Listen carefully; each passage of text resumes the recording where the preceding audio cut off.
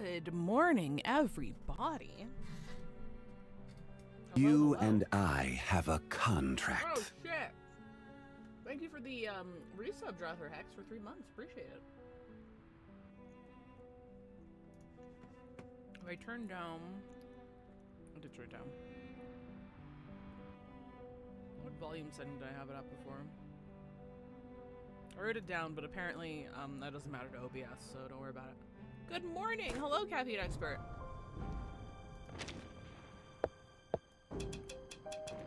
Another beautiful morning arrives, and many beautiful things are about to come. I see people... I have a banana. I hope y'all also have something to eat.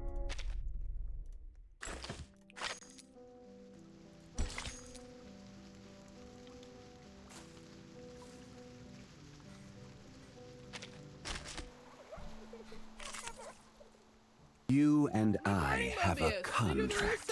17 months. Breakfast burrito, hell yeah. I have all the essentials for writing poetry. You, me, and our opponent. Okay, yeah, I do think it's louder than before. Time waits for no one, even for a great. There we go. Time waits for no one. Isn't it? Doing these auto battles is a nice sound.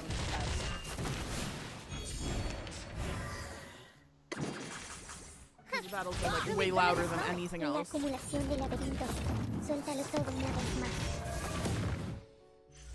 This is not bad for a stretch.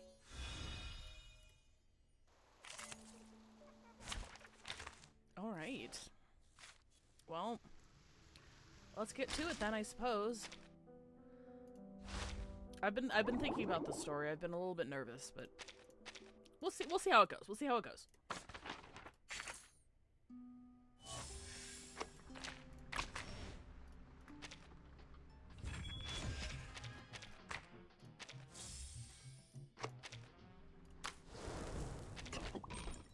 All right. Chapter 13, Concessions for Peace. Could any treasure on Earth possibly fill the void our losses have left?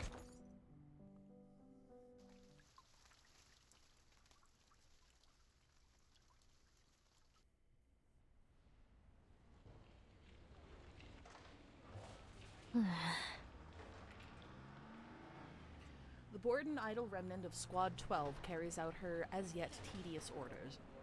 She stops by a window, squinting inside.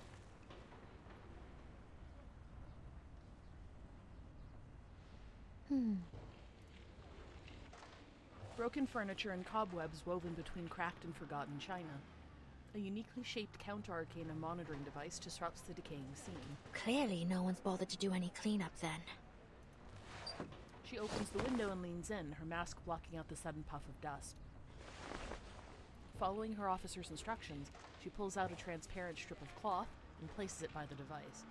The cloth changes color rapidly, and a line of neat letters appears on its surface.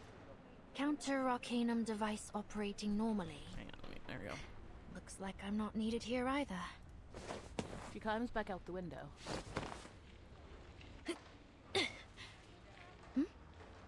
Aren't you... Meryl? Masha?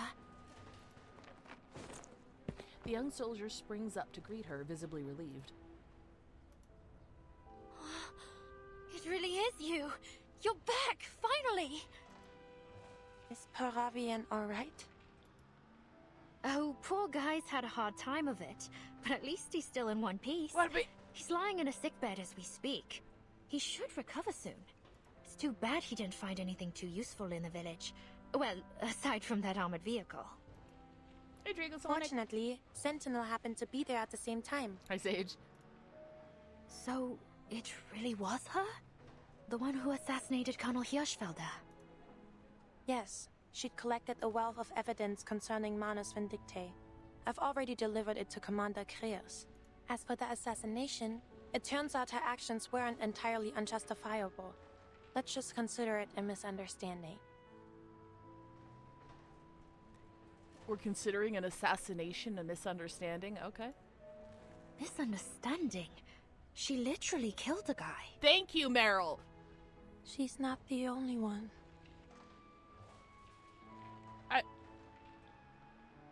What? Marcia consciously rubs the old scars on her palms, feeling them itch like never before. Yeah, Chad, I don't like where this story is going. Chad, I don't like where the story's going. Meryl presses her lips together, creating a twisted crease in her mask. Well, Anyway, I was just worried that something bad might have happened to you. Like what happened to... To whom? Charles and Amanda. We haven't heard from them in over 4 hours now. They were dispatched to investigate Hill 299, correct? Has any help been sent their way? Commander Kreia sent some men to look for them. Hopefully, we'll hear some good news soon. Most of the other teams have finished their investigations. A few of them are already in the safe zone, actually. Apparently, they found a lot of useful info. So, we won't have to head back out again, right? Meryl watches Marcia carefully as if waiting for her to confirm something. The front's getting shelled to hell and back. I mean, chances are we'll... Marcia pats her on the shoulder. The evidence Sentinel provided is quite damning. Our job here will be over just as soon as we can get a hold of the team at Hill 299. Don't worry. I don't care if her evidence was damning. Like, you don't just go around shooting people. Sorry. Copies of the evidence Marcia submitted have been spread across the table. Personal letters, marked military maps, battle plans, engineering blueprints, defaced and altered documents. Along with them on the table are exhibits recovered by other investigators from across the front line, arranged in rough chronological order starting from 1918. This is unbelievable. He stares at the pile, the sheer flood of information overwhelming him. These documents, the evidence is undeniable. Every one of those absurd conspiracy theories was true. The 1918 peace negotiations really were sabotaged by Manus Vindictae. The nations on both sides of this war have been under the deception of an invisible enemy. It is no wonder that even the victors of the 1919 offensive gained no real advantage. My God, to think Manus Vindictae has been sharing war secrets with both sides to ensure neither can win this war. Okay, so we have all the evidence now, so Sentinel can stop doing whatever the fuck she's doing, right? She has evidence, and she's shown it to people who actually believe her, so that means she can stop killing people, right? Right? That's totally what that means now? They have used our commanders as tools for their massacre. It is nigh on unimaginable.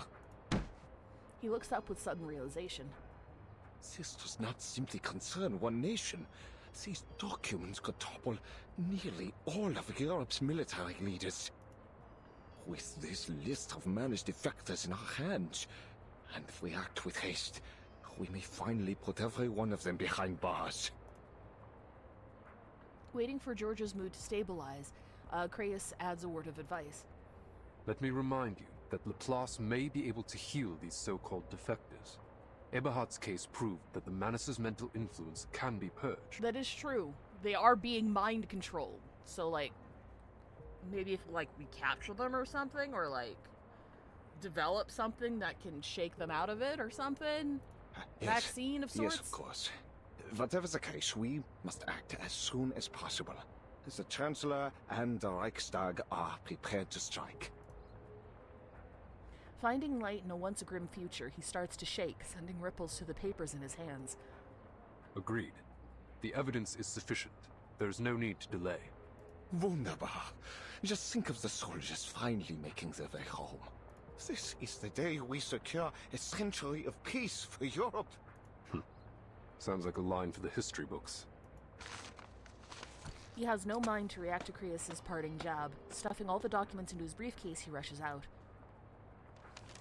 Straightening the remaining mess on his desk, Kreis retrieves the hidden communicator. It's been connected the entire time. Everything's going according to plan.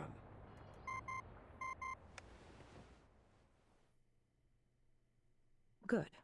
The other teams have shared the same intelligence with the pacifist political leaders in their respective regions.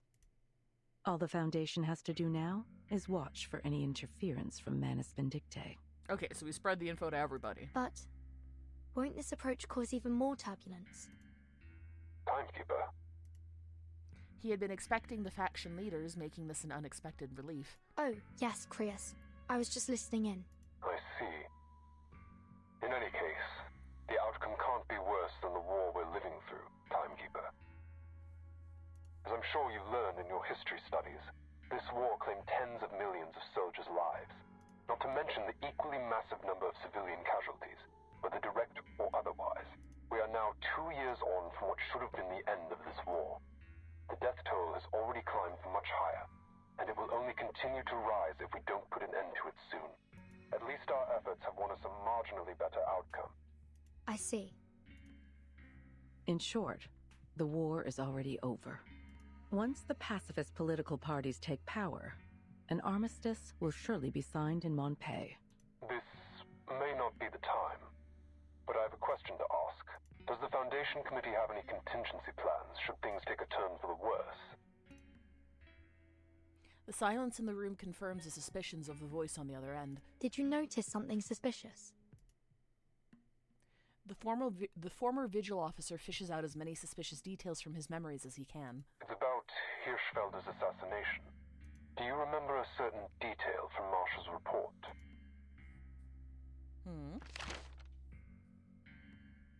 You think his death to be the spark of a reignited war, but even if I had stayed my hand from him, your plans would have been for naught. You can't say that! You don't know that! If that was so, why would the Manus risk exposing Hirschfelder? Why would they allow him to meet with the Foundation in Montpellier? If Hirschfelder hadn't been killed, would the negotiations have become a fruitless tug-of-war? Manus Vindictae would only cooperate with the Foundation on something that was sure to fail. An intuitive guess is assembled, drawing on the experience of prior contact with Manus Vindictae. Could it be that they're purposely diverting our attention? My thoughts exactly, Timekeeper. That said, securing peace is our top priority at the moment.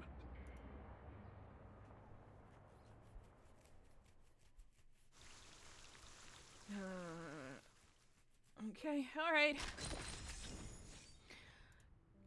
2 pounds of sugar. So long, hungry rats.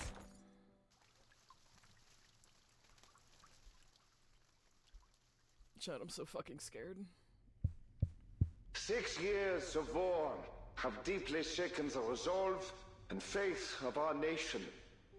It is clear to all that this war cannot continue any longer. Afraid of the loss of power that peace may bring to them, leaders across Europe elected to collaborate with the evil cult Manus Vindictae, sacrificing countless young lives in meaningless carnage. But carnage is precisely what Manus Vindictae desires. Unseen by all, their wicked influence has long wormed its way into the leadership of every warring nation. But worry not, the conspiracy has been thwarted. Every treasonous general has been arrested and will soon face a fair court-martial. The heroes who bled for the fatherland are finally returning home, where we will welcome them with smiles on our faces and gratitude in our hearts. On the 11th hour of the 11th day of the 11th month of the year 1920, this war will come to an end.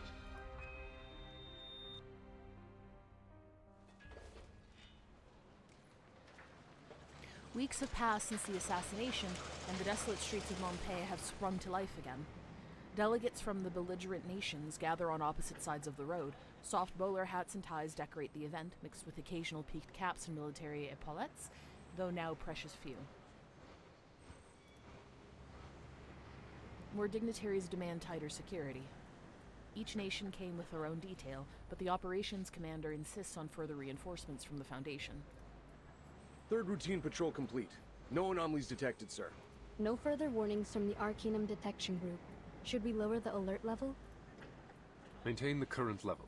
I need at least 2 squads on standby at the command post at all times. Yes, sir. Clad in white, Foundation security diligently carry out their orders.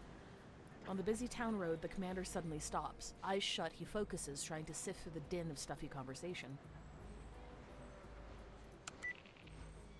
He activates his communicator. The line sparks to life instantly. Any response from Charles and Amanda? Negative. They've been silent since they reached Hill 299. It's like we're calling into the abyss. Chances are they got snuffed out by the Manus. Luck can't be on everyone's side. Even so, we need to recover the bodies. What? So they can be buried with shiny medals? The voice on the other end bites back with a sneer. A couple minutes walk on the battlefield and I'll find you a whole pile of that scrap metal. Any other signs of enemy activity? Nope. Not a single trace of the Manus scum.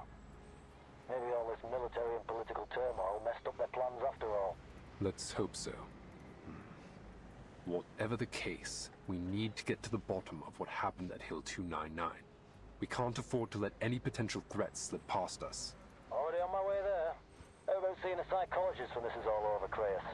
Maybe they'll finally cure your Manus Vindictae paranoia. Keep your eyes and ears open. Is it paranoia if he's right? He ends the call.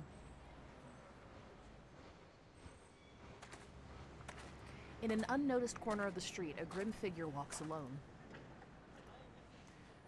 Charon's work in Montpellier is over, and even now, on the eve of a ceasefire, there are many corpses on the front line waiting for him. His disjointed thoughts dwell on the horse that once accompanied him. Will Andreas ever return? But loss has ever been his first companion. Resigned, he shuffles down the road away from Montpellier.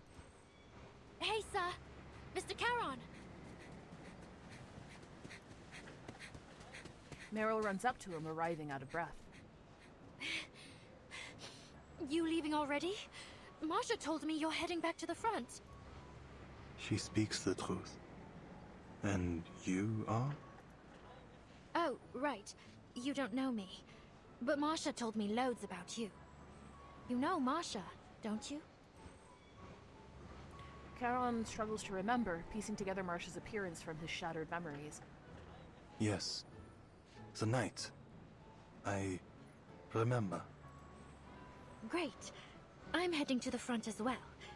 Do you want to...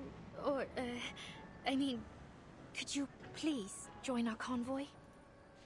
You wish for me to join you? You know the front better than anyone.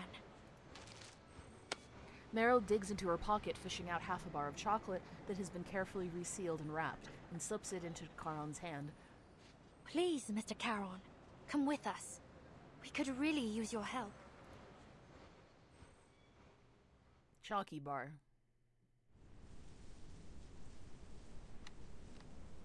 The front is still as death. This quiet feels strange. Halt's Maul, Rudolph. Why, damn it? Soldiers in the trenches gaze up at the empty sky. The ceasefire has not yet been signed, but all military activity on the front line has been suspended. Yet the soldiers still man their trenches, hoping desperately to go home. Come to the front lines, we have chocolate. Why did Billy and Franz have to... Try sideways. Eric rubs his face, his calloused fingers twisting his features with stress. 6 hours have now passed since the last time a shell exploded or a machine gun rattled. Yet the quiet has a strangeness of its own. The faint cold wind shivers the lines of barbed wire with audible tensile contractions. So, who won in the end? Does it matter? Rudolph's head sways between a nod and a shake. Then, should we start packing up? Sure. You can finally take all those notebooks of yours back home. Weren't you planning to turn them into a book? Yeah, but I don't know. Maybe once I stop being a soldier, my motivation to write will stop too. What about you, Erich? What will you do? Make bread, I think. My family runs a bakery. I can already see it. My old man cracking open his finest bottle of Spätburgunder when I arrive. An idea crosses Eric's mind. Speaking of which, I bet we can go and ask the boys on the other side for some food and drinks. They've got wine and soft white bread. At least, that's what Peove said. I wouldn't mind some canned peaches. Fine. I'll get you your peaches. I guess I really am your Hauptmann, huh? He scrounges around for a bit of scrap cloth and ties it to his rifle, intending it to be a peace flag. Erich, do not hurry to leave the trenches. Have patience. Charon slinks back into the trench without a word. Eric drops his rifle for now and steps towards Charon. Oh, Charon, you're back. Any news? The delegations from various nations have arrived in Montpellier. The armistice will be signed in 48 hours. It is best to avoid any unnecessary danger until then. But I'm starving, Charon. You didn't bring any food, did you? I did. The new voice catches Eric off guard. Who are you?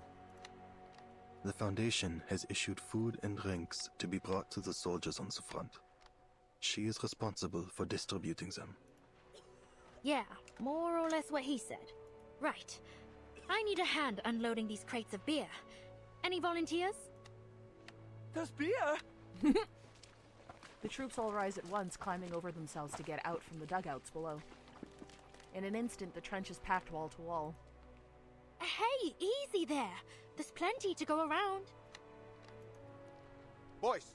Boys! You're humiliating yourselves! Get in line and I'll choose a few of you to help out. Eric calls out a few names and turns to Charon. Where's Meyer Braun? He is needed in Montpellier. Ah, that's a shame. Ja, he's got a Backpfeifengesicht. But, ugh, who cares? The war's over. Forget it. You, and you. Come here and unload the crates for the nice Foundation girl.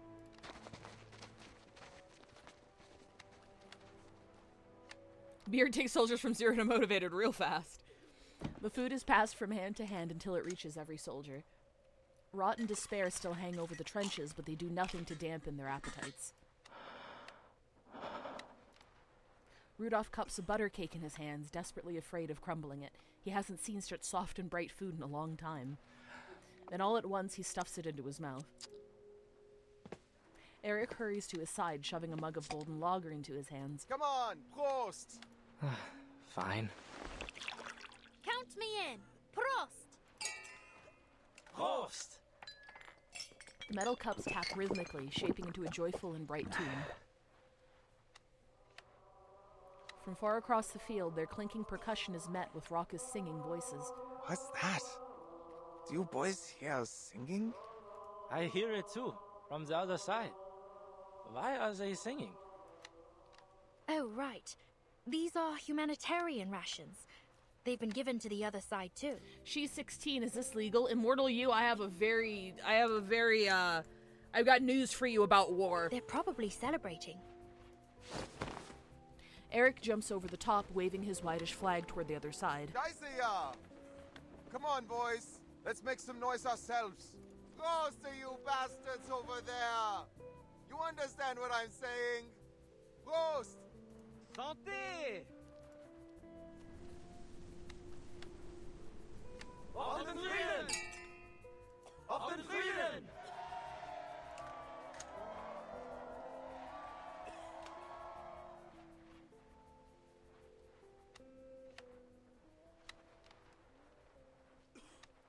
The ceasefire celebration stretches late into the night. Charon watches the festivities crouched in a dim corner of the trench. Hey, what are you doing holed up here alone? Despite his best efforts, he is noticed. Charon lifts his head. The presence of the dead is not fitting among such joy. What are you talking about? You fit in perfectly. She waves a can of sausages and a paper-wrapped candy. I mean, I know you don't exactly eat much, but you can still enjoy the taste of the stuff, right? I even know a guy with a fish tank for a head who eats every once in a while. Hey, Ulrich! That said, I've never actually seen him do it. Does he just pour the coffee straight into his fish tank or what? The offer is heard, but refused. Such things have better use to you. Seriously? Aren't you ever hungry? There is always hunger within me, but food should be saved for the living. Eat well while you can. Stay alive.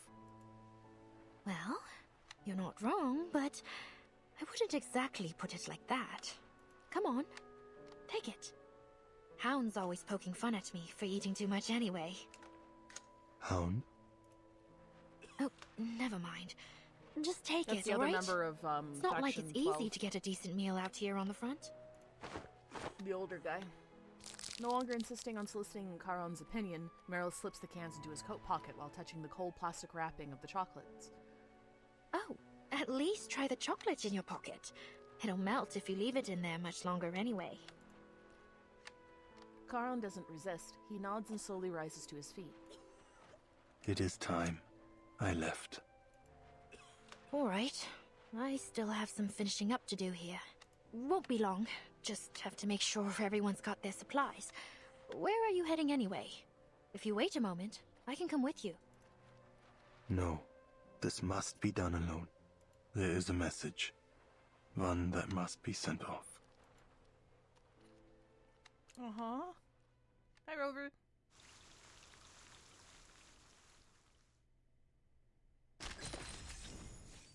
Send off.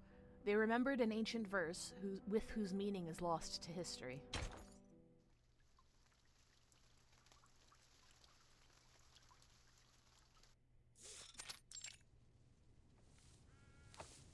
Here you are, Eberhard. Paul. Hey, David. It's good to see you, mein Freund. How's everyone holding up on the front? They are celebrating this war's end. Singing songs and drinking beer. It's peaceful. Peaceful. He repeats the words with satisfaction. Eberhard's spirit has changed significantly from the last time they met. It's unexpected that the Foundation would allow you to move so freely. No, my duty is done. I have no place in Montpé. No place among suits and politics. He exhales, stretching in the crisp morning air. That red-haired official agreed to let me go for a walk every once in a while. He said, someone will keep an eye on you. Whatever. It's getting cold. But I enjoy a crisp winter morning like this. It reminds me of our days as students, remember? We had to get up before dawn. I was lazier than you. I wouldn't wake up until you rode your bicycle to my window and shouted my name. Then the two of us would miss Latin class, just as Walter did. Yeah, I don't blame him. Latin class was hell. Walter. He was a good lad. Paul removes a crumpled envelope from inside his jacket. This parcel is to be delivered to you. There's a letter within it from Herr Mühlenberger, addressed to those of us in Class 3. Herr Mühlenberger? I was planning to visit him during my home leave, but... well, you know what happened back home. But he doesn't have a clue about what happened out here. What use is this letter? You and I are the only two class members left since the fall of Montpé. All right, let's hear it, Paul. Steadying his breath, Paul tears it open. He unfolds the letter. Meine lieben Schüler und ehrenwerte Soldaten. Der Krieg hat einen kritischen Punkt erreicht. Und als euer Lehrer ist es meine Pflicht, euren Mut zu stärken.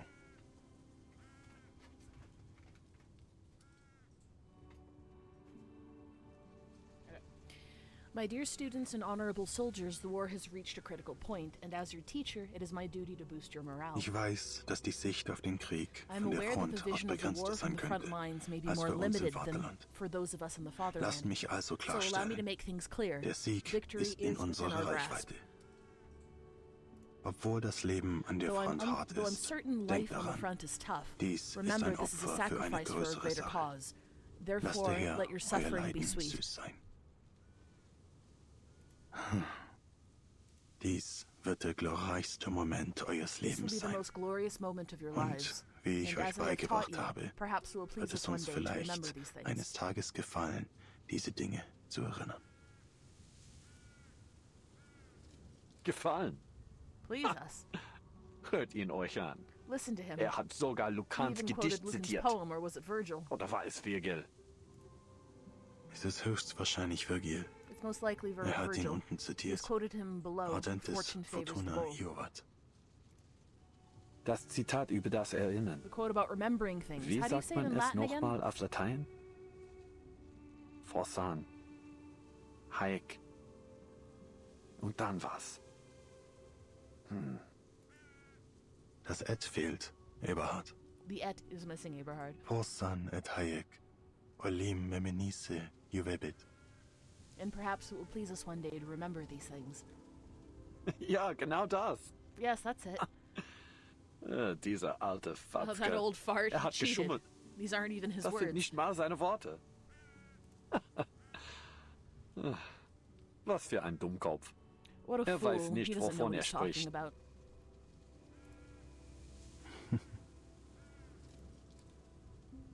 After a bitter laugh, both are silent for a moment.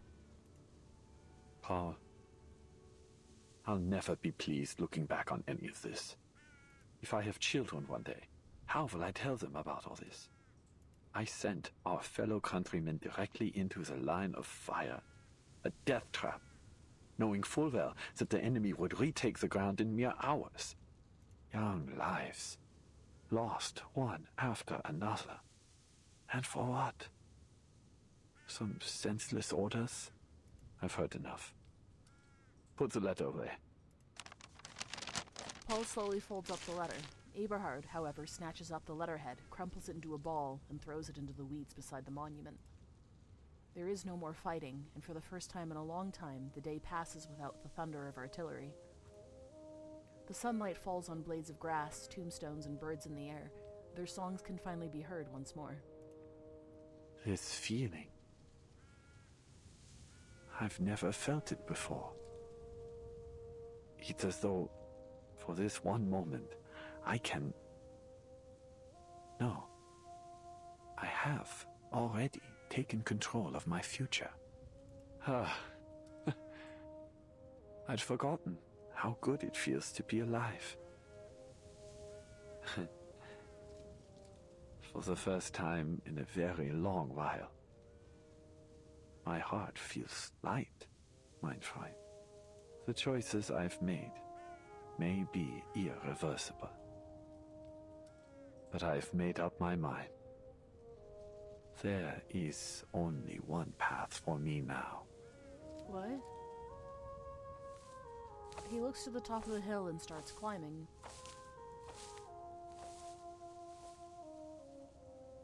Do you not wish to continue your studies? Your writings are surely safely stored in the school's archives. Would you return to school, Paul? It is unlikely, but you still may. For what? For knowledge? A diploma? That might have mattered to the old me. But I'm no longer that boy. Eberhard.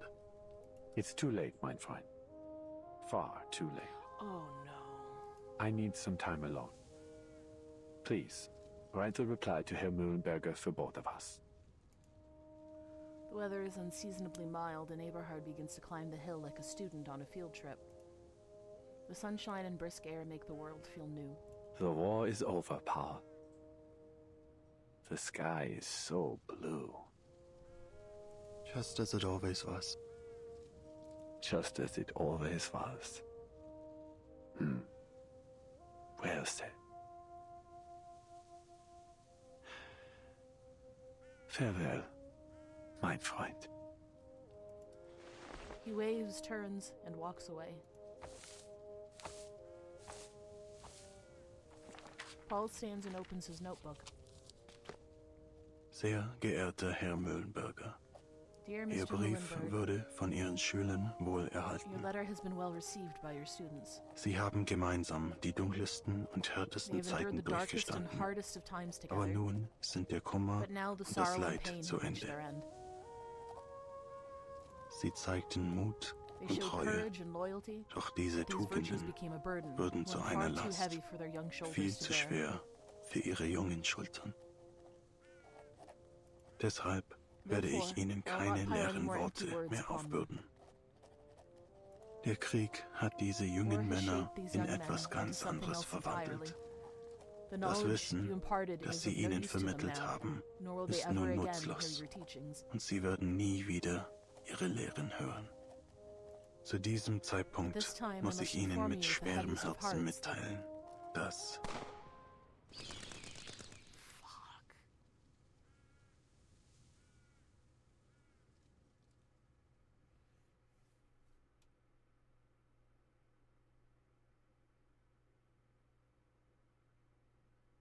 Jesus Christ.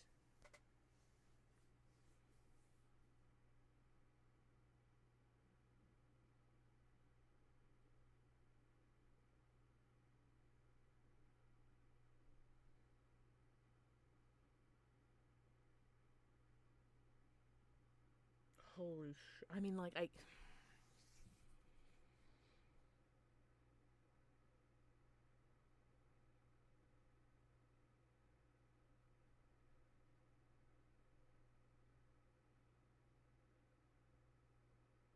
Fuck.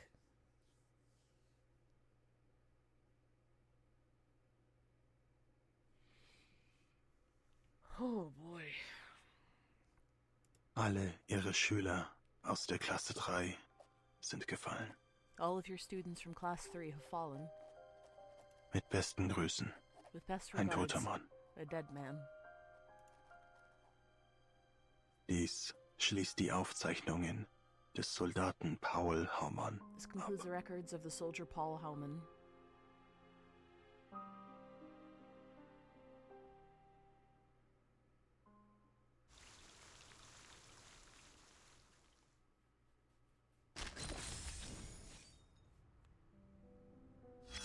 Jesus Christ.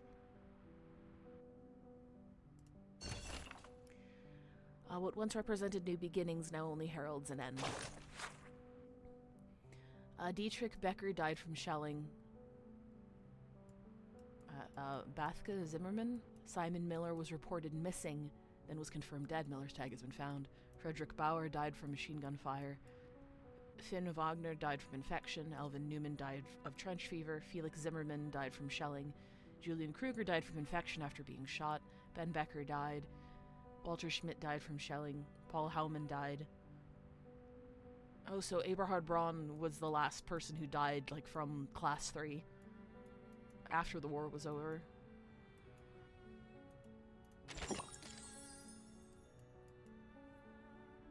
Fuck, that's heavy. Sorry, I think we're just gonna take a second. It's almost ad break time anyway. Whereabouts are we?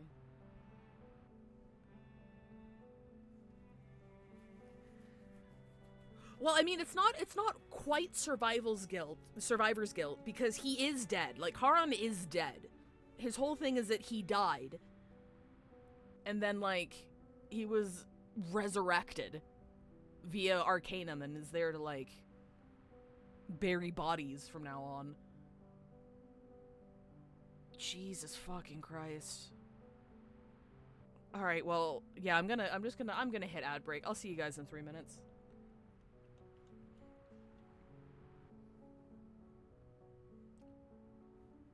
Oh boy. That scene did hit. That was really good. That was really good. I really like that.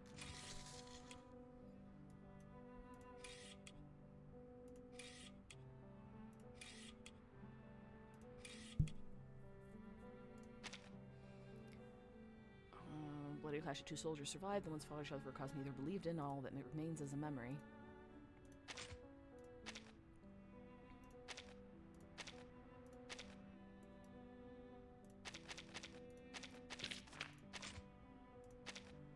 Even in modern times, knights in heavy armor still march into the battlefield, forming solid lines holding back wave after wave of enemy assaults. Arcane skills, they support the front lines until the day comes when artillery fire swallows the field whole. They remain the best protection for foot soldiers.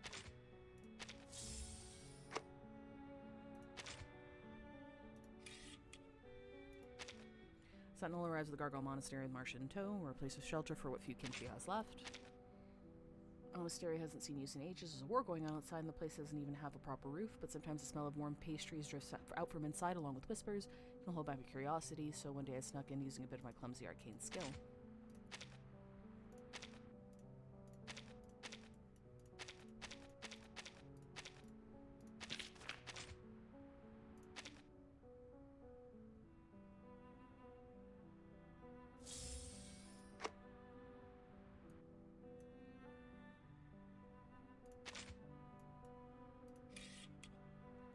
Oh, it was Marcus who snuck in there. He lived here from the flakes of skin like stone. One of their traits is that blood. No marks for prolonged kneeling. A weeping statue, so realistic. No more than that. It was once alive. Seems over a long report to write.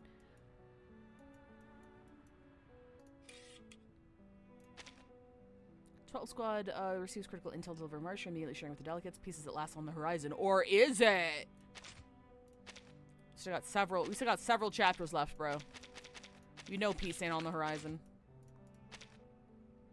It's me. I think it is your back safe. Did you find any food? There's a bit left in the windmill. I guess Uncle Milo was in a hurry when he left, but that's all we've got.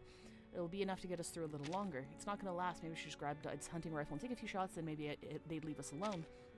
See, things like that, your father said the same before he enlisted, and he never came back. And what are we supposed to do? Pray, child, pray for the war to end soon.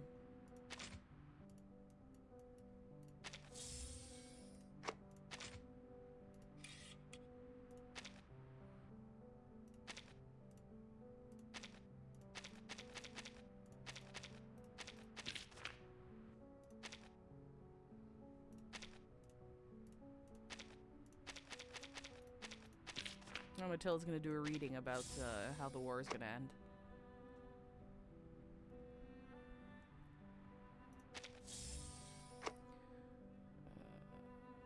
It's cloudy. Eastern front is too far. I'm afraid I can't see much of anything yet. As for the western front, something odd seems to be happening within some hilltop fortress. Perhaps Manus Vindicti will appear there. It seems that someone else's arcane skills are interfering. That's all I can see for now.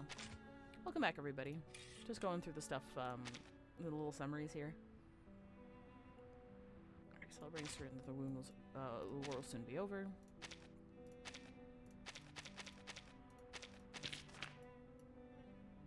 Oh, Recoleta wrote some stuff. I submitted something? I don't recall. Could it be that short story I sent to Burton? I just drafted an early novel, constantly wanted feedback. I sent to the wrong place. I actually like that draft. Well, first drafts were the best and worst. Forgive me, it's not a draft fit for publication.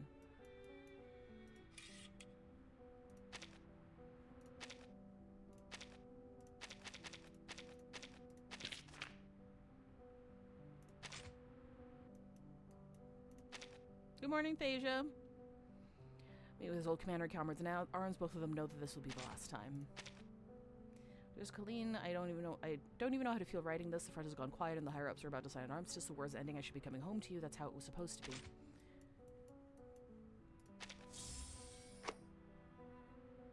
Morpheus Law. I don't try to avoid glancing at one another. Walk on. Morpheus Law. It's tense.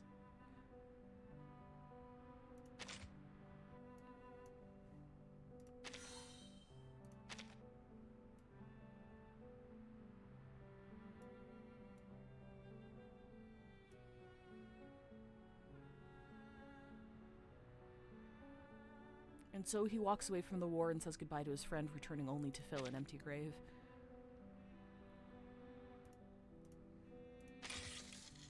Jeez. I can go through the rest of it. Well, hang on. Hound Yermalai has... Oh, Hound is the guy in the shadows. I missed that. Yermalai speech is often sarcastic, no knows lack of respect for his captain. I like his little summaries in case something just goes like completely over your head. You can reread these.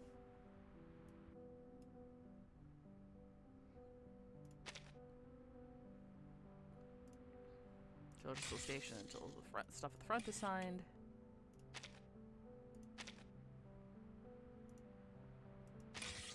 Yeah, I can go through these later. 16, an unfulfilled prophecy. Even now her tears remain.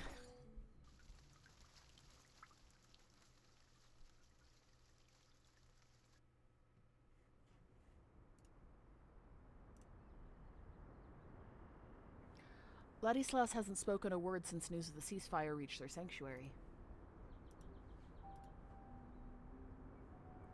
He's been kneeling at the altar for days, having eaten next to nothing. Always thin, he now looks more like a jagged stone obelisk than a man. What am I to do, mon petit chou? You will not so much as touch the biscuits I baked for him. Never have I seen him in such a state. The woman clasps her hands to her chest, worried but helpless. Ladislas. She gently calls out to him.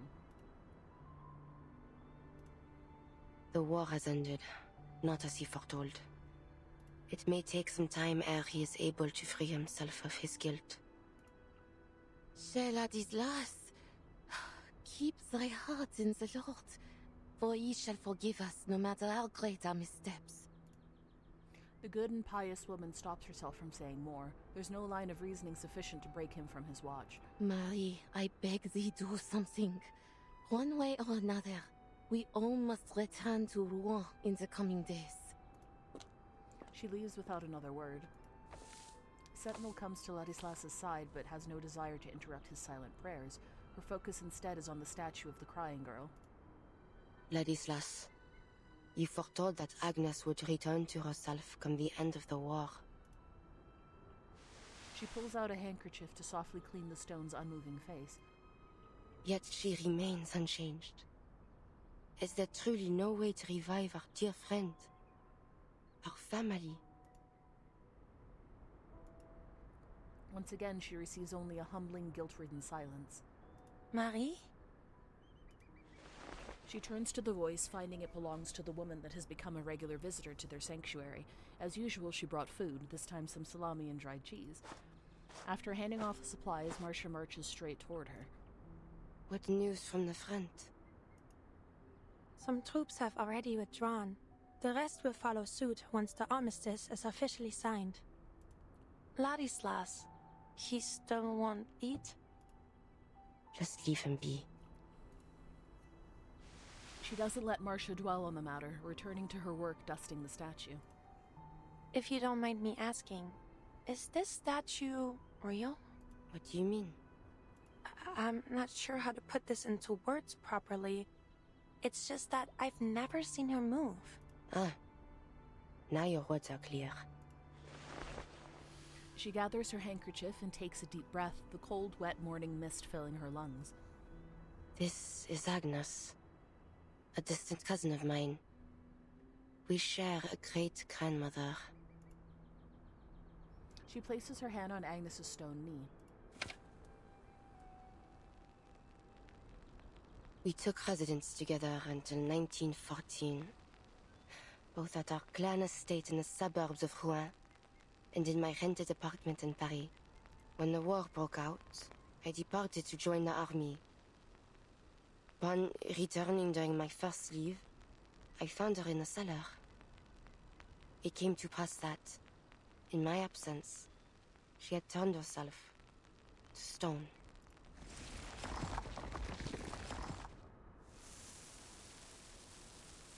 She can stay in this form as she pleases?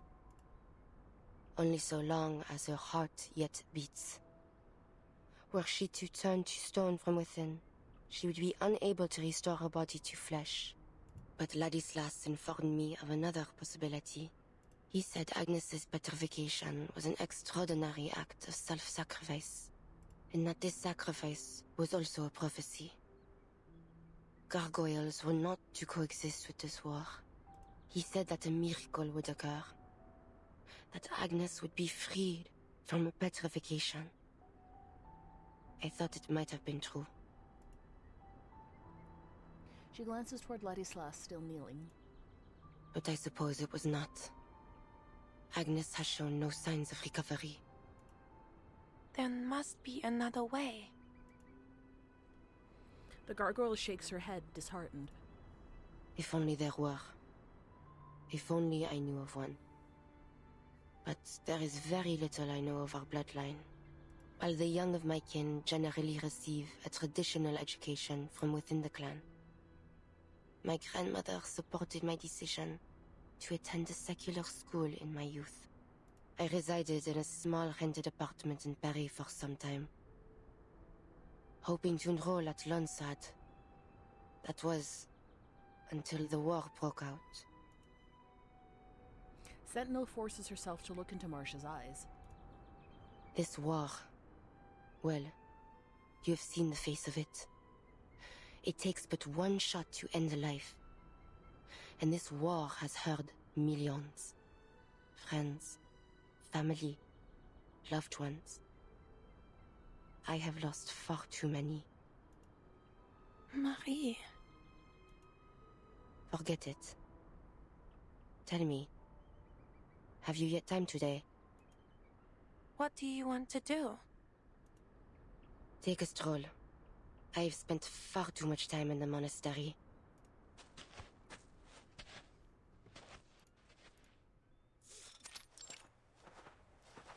After a long journey, they return to the field once soaked in blood. A pilot?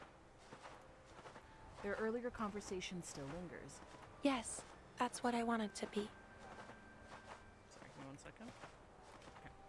Why? Many knights joined the Air Force at the time. They believed the sky to be the only battlefield that still maintained at least some semblance of knightly chivalry. It had more than the ground at least. Crawling through mud and digging trenches. I loathe airplanes. They're exceedingly difficult to withstand from the ground. And the engine noise. She swallows the complaints, not wanting to sound bitter. Marcia extends her arm over to her friend's back. Relax. You don't need to fight them anymore. In fact, I'd wager you'll come to like traveling by plane in time.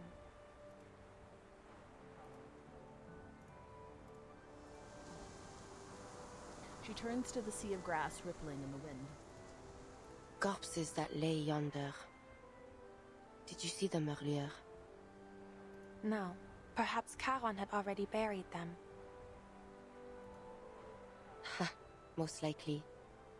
He is an interesting fellow, if not strange. And kind too. Without him, you and I would certainly have fought again at the graveyard.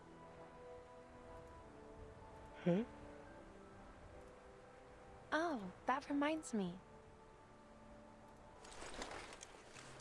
Suddenly, she bends down, rummaging in the roadside dirt. What? You threw a smoke grenade at me. Hey! Yay! They laugh as they race down the dirt road, feeling more like children than soldiers for the moment, however brief. They come to a halt before the windmill, its colossal gears interlocking and turning like the breath of a slumbering ancient giant. The slow creaking of the windmill becomes the only sound. Marcia.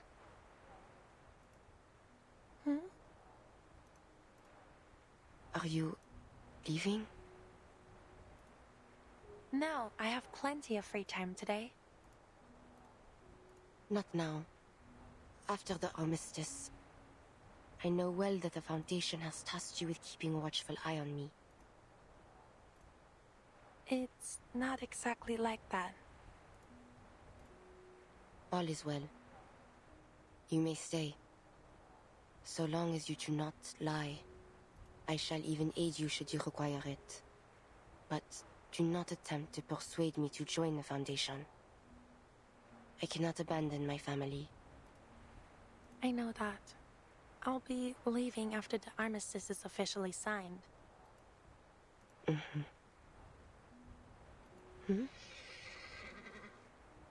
comes from the windmill. Sounds like a horse to me. A horse? They cautiously approach the windmill's entrance.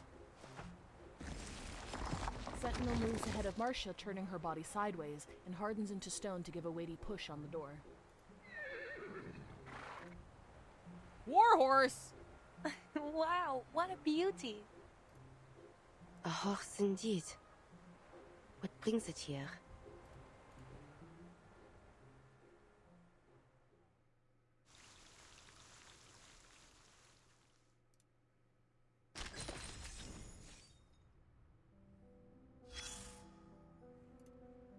Give me 1 second.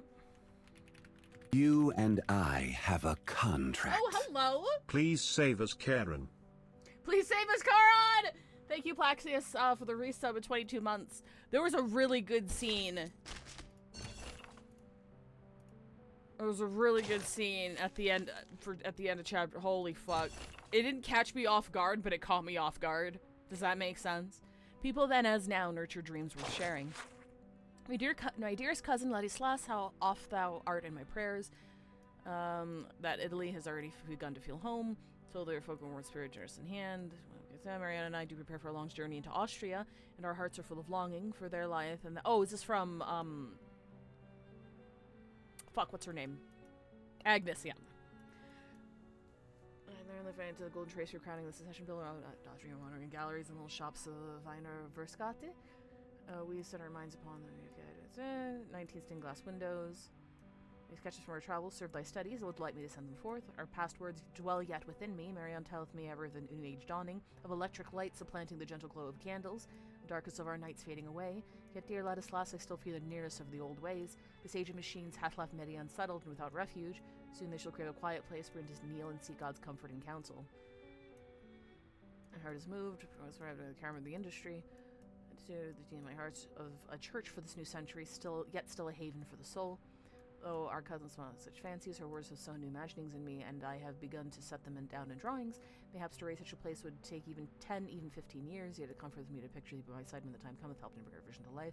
Oh, she wanted to open up a new church, like a church for the new world sort of thing.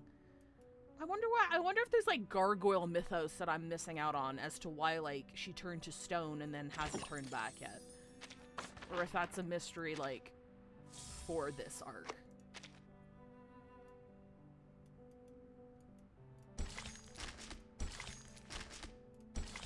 Okay, Serenity on the Wind. If only this war had never begun.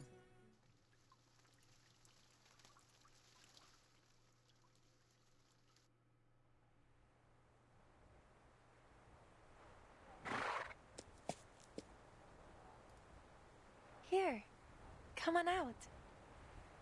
That's a good boy. The horse seems to naturally gravitate to the knight, drooping its head to brush up against her. Oh my, Marie. Look at his beautiful coat. Not even the colonels have such handsome companions. He seems to have taken a liking to you. Can you ride? What sort of question is that, Marianne? You are talking to a knight. Even without a saddle, she mounts the horse with ease. Come on, take my hand. I'll give you a ride. After a moment's hesitation, Sentinel takes the offered hand and finds herself on the horse's back as well.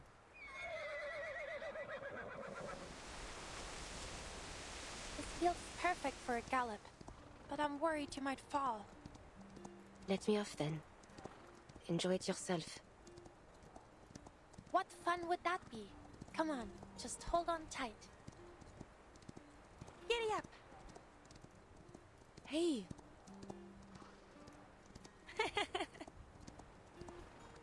I can't believe you don't know how to ride a horse, but I can teach you. Just think of them as oversized hunting dogs. I'll come find you after you move.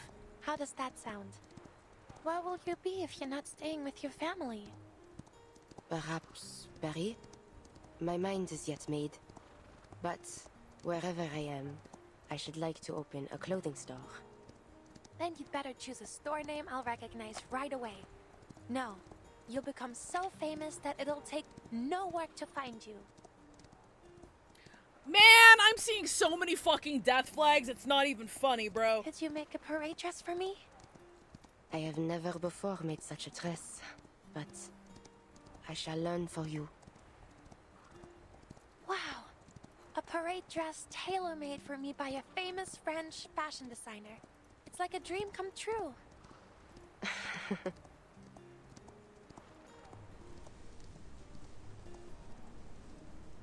This might be the first moment of true peace they've felt since the war began. The horse grows tired. They dismount it to let it roam and feed on the tall meadow grass. What of you? How may I come into your contact? The Lord only knows where the Foundation will send you once this is ended. You may be right. The fight against Manus Vindictae isn't over. But don't worry. I always find a way to get in touch with you. I do not wish to judge your decision, but do all you can to stay alive, Marsha. Do not make a martyr of yourself. If you die, I'll kill you. Why this sudden sentimentality, Marie? If all this, when all this comes to an end one day, I hope to see you again. Aww. Me too. I will pray for you, though I am uncertain if my voice will be heard. I am nothing like Agnes. She is an angel descended from heaven. And I am. Oh, wait, what? Oh, okay. Sorry, I thought I interrupted her. The gargoyle keeps her eyes hidden in the shadow. Never mind.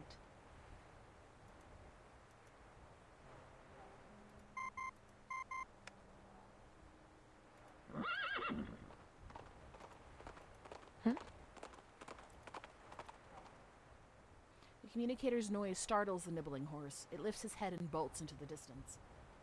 Ah, there he goes. She picks up the device. Again, it's an anonymous caller. Marsha, we need you on the front immediately. I've already sent you the coordinates. Okay, that's the Hound. Bring the gargoyle if she's willing. Who are you? We'll meet soon enough. Oh, right, because he contacted her to save her, or tell her to stay down during that incident on the hill. And she still doesn't know who the fuck he is.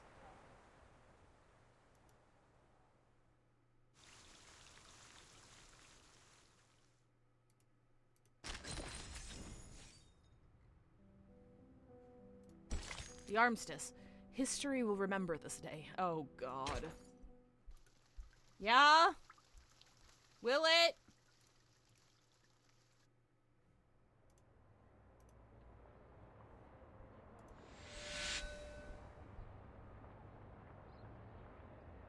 Half an hour earlier. Yes, Herr Chancellor. The delegations have arrived in Montpellier. The armistice will be signed before dinner time. Understood. We will be sure to serve a simple but delicious dinner. And of course, all journalists granted entry will be carefully selected. Mr. George hangs up the phone dryly with full confidence, before checking the ceasefire memorandum once again. No problems so far. He picks up a fountain pen and sketches out his signature over and over again. Each loop of the pen is taken with utmost seriousness, aware of the gravity it will soon hold. Another impatient ring and the tip of his pen slips, leaving the letter O in a rather unsightly shape. But the call isn't on his phone, it's the one on his assistant's desk, which, thankfully, means it isn't his concern. What are you waiting for, Friedrich? Pick up the phone already! The assistant, buried in paperwork, fails to react to the ring. Pick up the phone, you hear? Damned! I still fail to understand why they would assign me a death slot as an assistant. I'll have you fired the moment I set foot on the fatherland.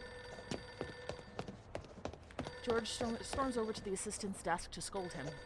Jolting alert, the assistant grabs the receiver. That's more like it. To George's surprise, his assistant then immediately puts the receiver down. That was an awful racket, sir. How dare you! The man checks his watch, paying no mind to his superior. I have more pressing matters to attend to. Yes, it's about time. He stands up, picks up the receiver again, and hangs it up once more without a word. What? Explain yourselves this instant! He's a Manus agent, isn't he? Oh, I owe you no explanation, sir. Who could that be? Come in.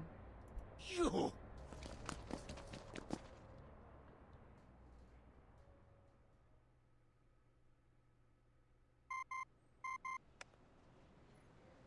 All attempts to reach the investigators sent to Hill 299 have failed. Creus puts his communicator down, pauses, then tries again, this time calling Hound. But only Static replies. No response, either. Creus watches the passing politicians with growing unease. They don't flinch under Creus's gaze. In fact, they don't seem to pay him any mind at all. Their limited time is devoted to the pressing matters of peace. Paravian exits a nearby building and makes his way to Creus. Sir, a new batch of counter-arcanum devices has been deployed, as instructed. Good. Any contact from Meryl in the past 3 hours? No. She's probably still on the front. There's a lot of celebrating going on out there. Creus tries the communicator once more, this time calling a different squad member. Static. Something's not right. A shot rings out like a thunderbolt on a cloudless day.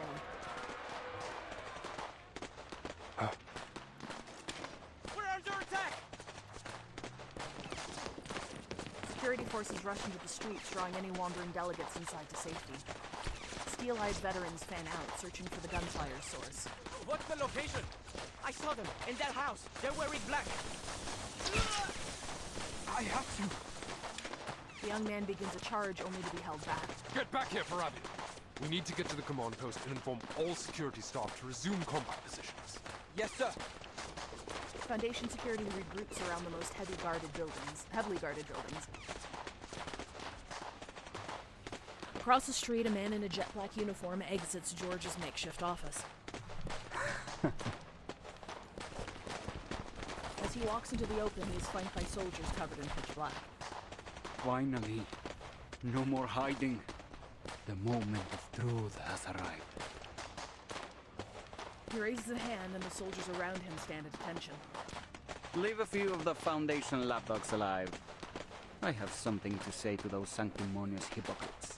As for the rest, kill them all.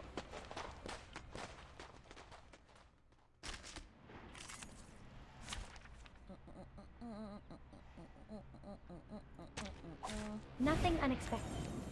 For now.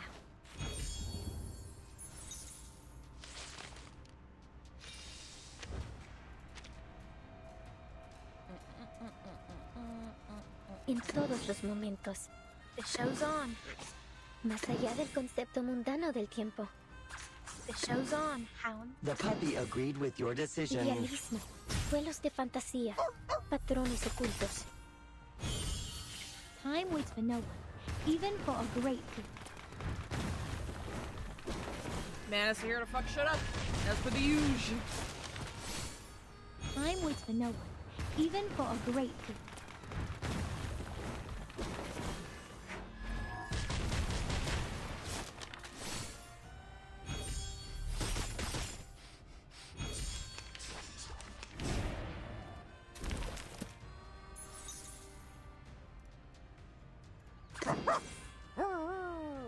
En todos los momentos. El camino a Tlón.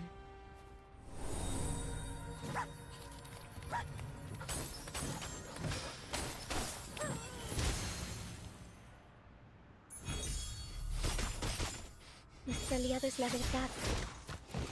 En la acumulación de laberintos, suéltalo todo una vez más.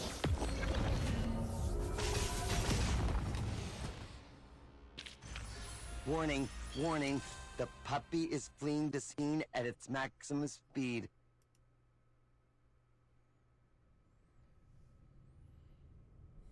The ceasefire signing descends into a bloody firefight. Search every room. Leave no stone unturned.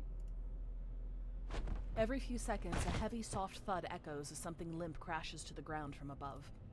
Foundation security offer what resistance they can, the counter-arcanum devices they've deployed providing them with a moment's respite.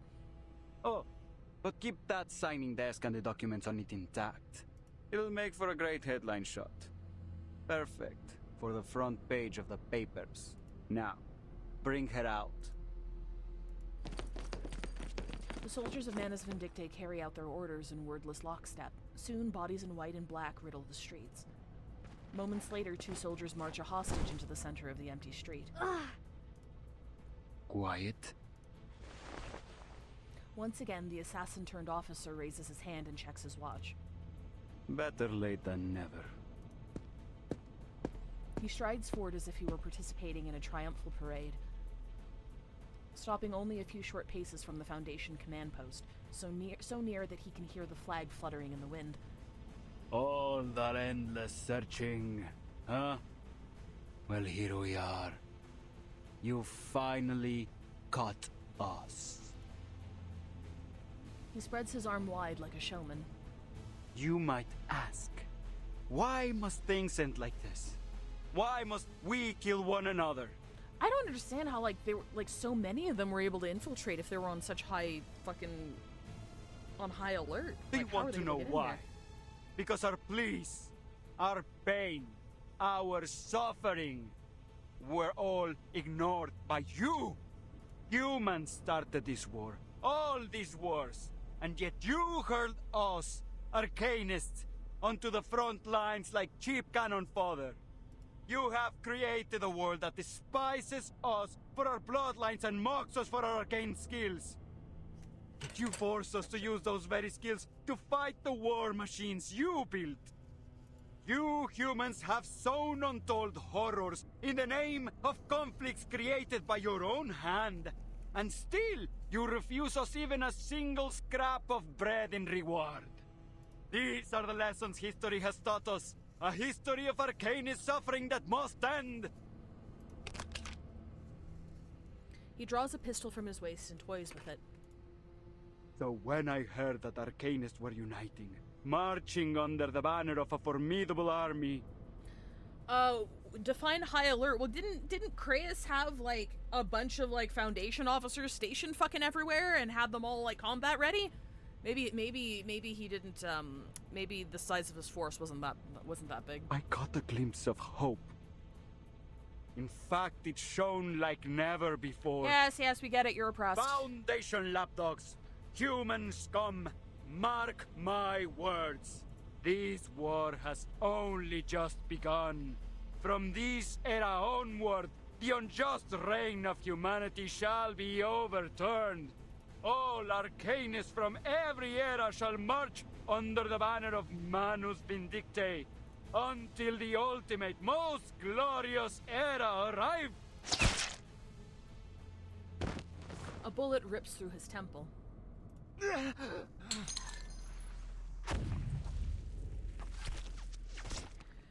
The remaining soldiers drop where they stand. Who did that?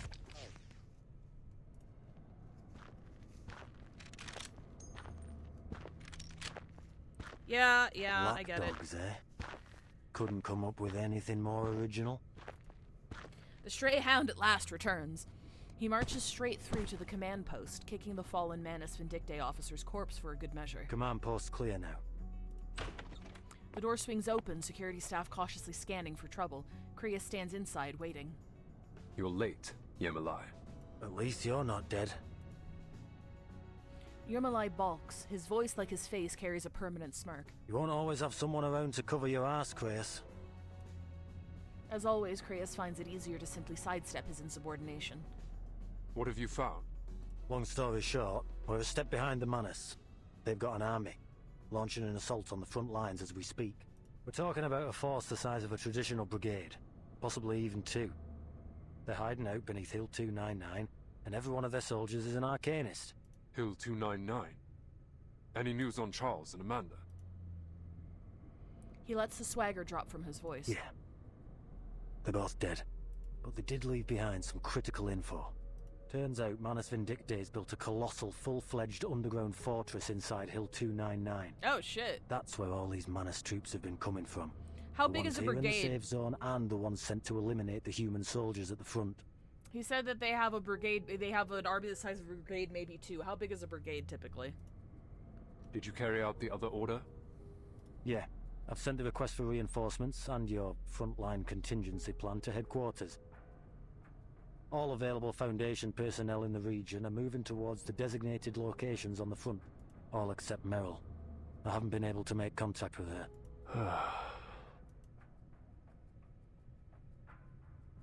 To break narrative, there's 10,000. There's 10,000 of them?! How the fuck have they been able to shelter and house and feed 10,000 fucking people without anyone noticing? Creus nods, an understated gesture of approval. He says nothing about Meryl's radio silence, as if he had anticipated it all along. You really gonna do this, huh? This so-called frontline contingency plan?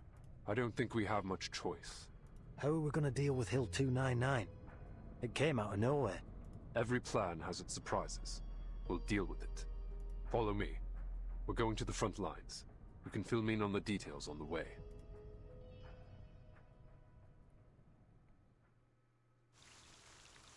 Military brigade typically consists of 1,500 to 5,000 soldiers. Jesus.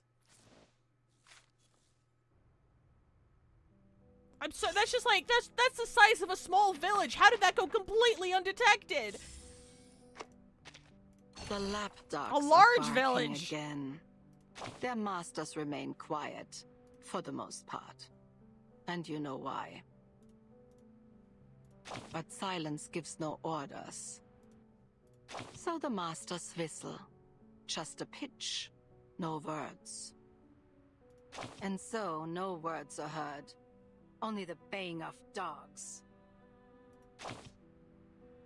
How dare you? Do you think I should speak like some slick-talking veteran? I'd slit my throat myself if I so much as uttered a word akin to those devils. They're bastards, abominations, every last one of them. Please accept my apologies. Wounds are hard to heal when they are torn open time and time again.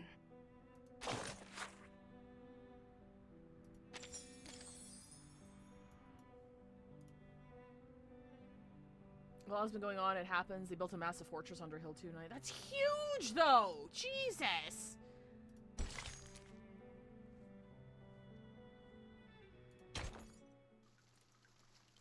Oh shit, I didn't read that, sorry.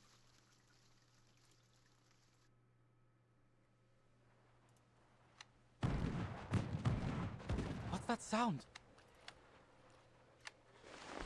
Rudolph has set about packing his things. Like many in the trenches, he doesn't have much, but his greatest treasure is a pile of manuscripts and notes. He lifts his head. A pale look glints behind his glasses. What are you standing there for? They're firing again. So? Surely you're used to it by now.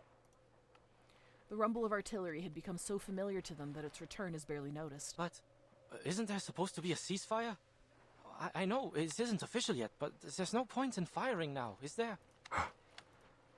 Eric draws in a sharp breath. A low, ominous whistle follows. Geister! In Deckung! All at once, the quiet of the front erupts into fire and fury.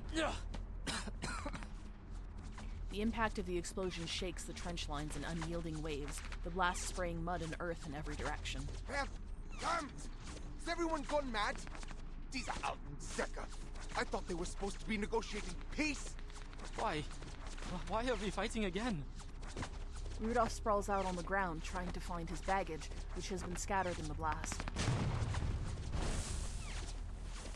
Clothes, notes, and cans are buried in loose dirt or carried off in the air. No! Forget that rubbish! Get inside! Eric forces the bespectacled soldier into a dugout and forces himself up to the parapet, peering over with his periscope. Scheiße! Scheiße!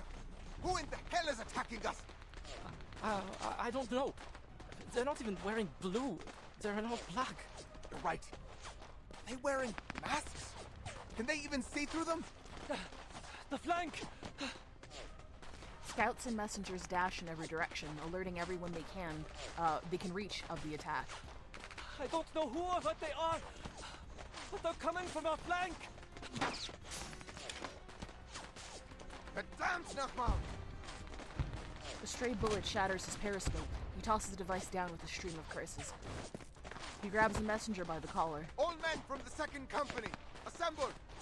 Focus fire on enemies in black uniforms!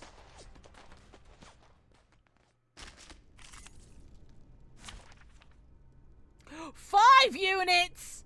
5?!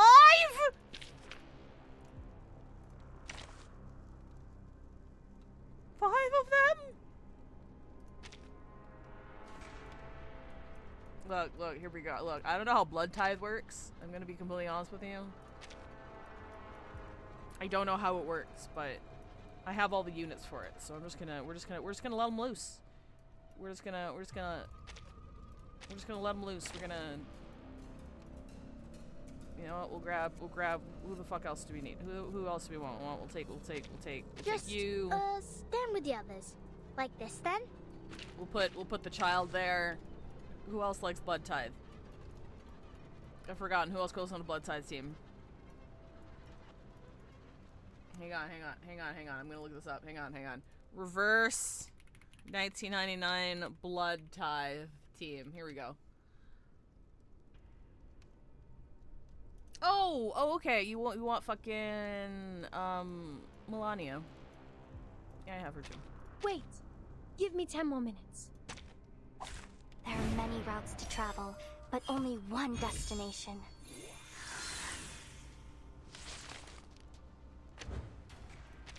Where are our men? This is all I could find. We've been caught off guard. Everyone's confused. Snap out of it! Scheiße! Don't you see what we're dealing with here? Get to your positions, boys. Fire! You hear me? Fire! Send these Scheißkerle to hell! Get their asses. Taking a peek inside. The show's on, hounds. Oh wait. I could do fucking. I'm gonna do. Agreed. This, probably. Yeah. Sensing their thoughts. Wear gloves. The show's on, hounds. Just another shift. Our victory comes in a tide of blood. Get out of here. Time waits for no one, even for a great feat.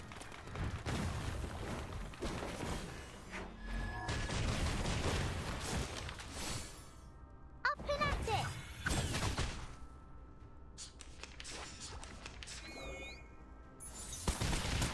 Toes. I'm losing my patience. Toes. Freaking dumbass.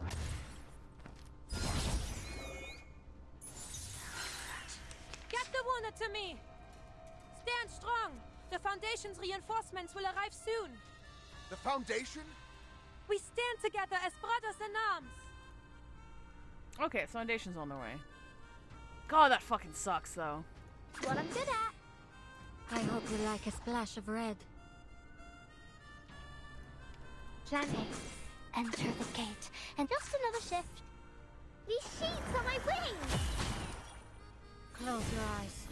It will all be over soon. An unconventional choice.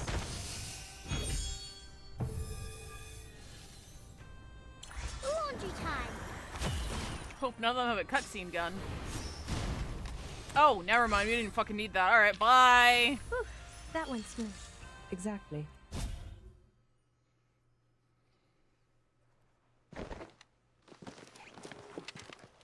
Their first assault breaks against the renewed defenses. But the black-clad soldiers seem numb to their losses. They advance in rigid order, stepping over the dead and dying. Because they're fucking mind-controlled, bro! They lost their minds? Yes! They just keep charging right into our gunfire! Eric steps down from the parapet to relay orders. In every direction he sees his comrades lying wounded. Only yesterday they had begun to believe their fight was over, but the rattling barrage has shattered their dreams. A new war has begun. Look, the mist! What the hell is going on? Rudolph hasn't reported back.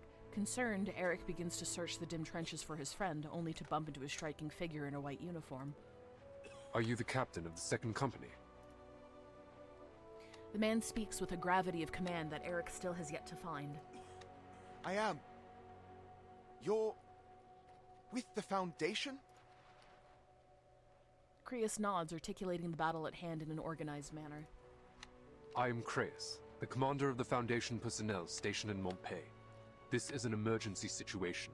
Manus Vindictae invaded the safe zone. We neutralized the threat there, but now they're on a mission to kill every human soldier on the front lines. Every human soldier? You mean including those on the other side? He struggles to find sense in the words. Creus pats the soldier-turned captain with a firm and steady grip. If you're willing to give up this position, follow me. I couldn't give less of a damn about positions, but where are we going? In a nearby section of trench. Anyone still standing? Help me clear this bunker. The field medic arrives in sync with the rest of the Foundation's team. Doktor, mein Bruder! Ist verwundet! Bitte! Bring ihn zu mir. The soldier hauls his wounded comrade to the makeshift aid station. The man's leg hangs limp, soaked in dark red blood. Easy. Put him down here. I'll patch him up. Have you seen any other Foundation personnel? I think I saw one. A redhead. Good. Go tell him we need medical supplies. They should have brought plenty from Montpay. Right away. Next to them, another soldier clutches his thigh, gasping for breath. Only a moment passes before yet another man is carried in. Marcia makes a brief inspection and returns to the soldier with the injured thigh. I'll stop the bleeding first. What about him? He's dead. Now, relax and try to stay with me. He's dead? No! Himmelhilf! It's over! I'm dead! I'm dead! No, you're not. Not today, anyway. His vision blurs. For a moment, he thinks he sees a soldier in a gray and blue uniform. Is that... Then he blacks out. Update? Have you located Creus? He's somewhere in the trench. A soldier spotted him. The man soon appears before them. With solemn deference, he nods to the sniper he once pursued. I didn't expect to run into... Save the pleasantries. The response is blunt. Marcia made known to me the situation. The Foundation ought to have a sure plan, having requested me to join her. Speak then. What would you have me do? Creus adjusts his tone to match. The frontline soldiers have little experience fighting enemies with arcane skills. If they stay here, it's only a matter of time until they fall to the Manus. I'm going to move them to a safer strategic position. However, enemy forces on Hill 299 have us pinned down in the trenches. Manus Vindictae has turned it into an underground fortress, housing an estimated 10,000 troops. They've even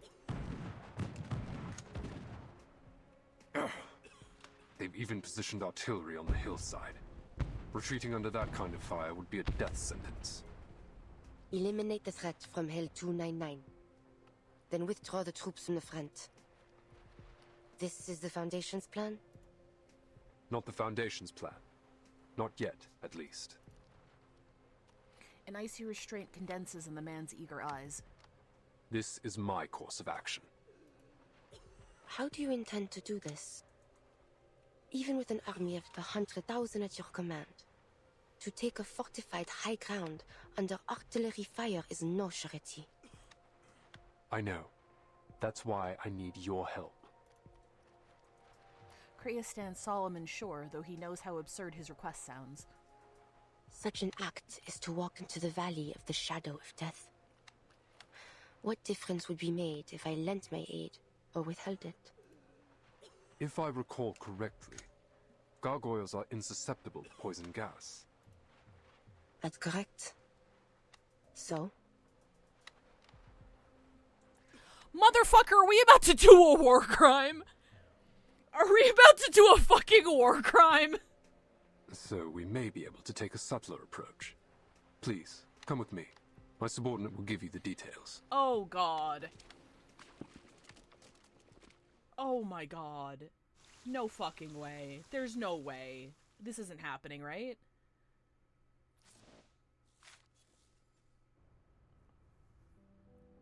This isn't happening, right? Okay, yeah, matter of dates. It's not a war crime yet. Are we about to do a fucking war crime? Can you hear it? The low hum that comes before a great change. Reports continue to arrive across the globe considering Arcanus operating under Manus Vindictae. Gathering coordinated cells or training evident. It's not like Manus hadn't either. I'm not saying that. What I'm saying is that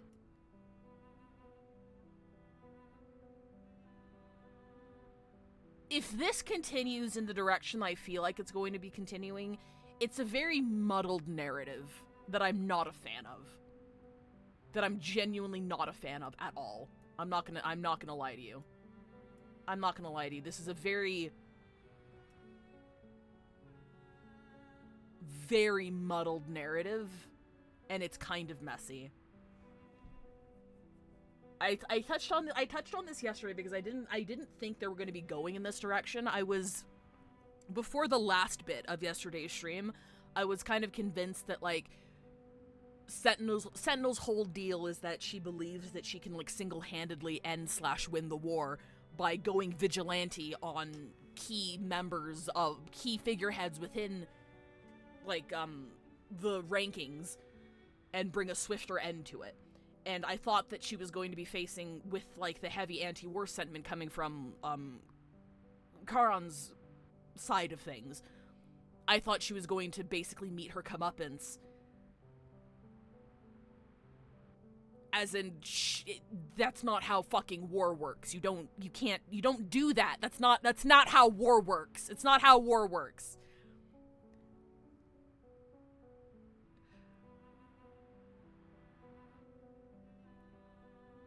Again, it's not the individual actions.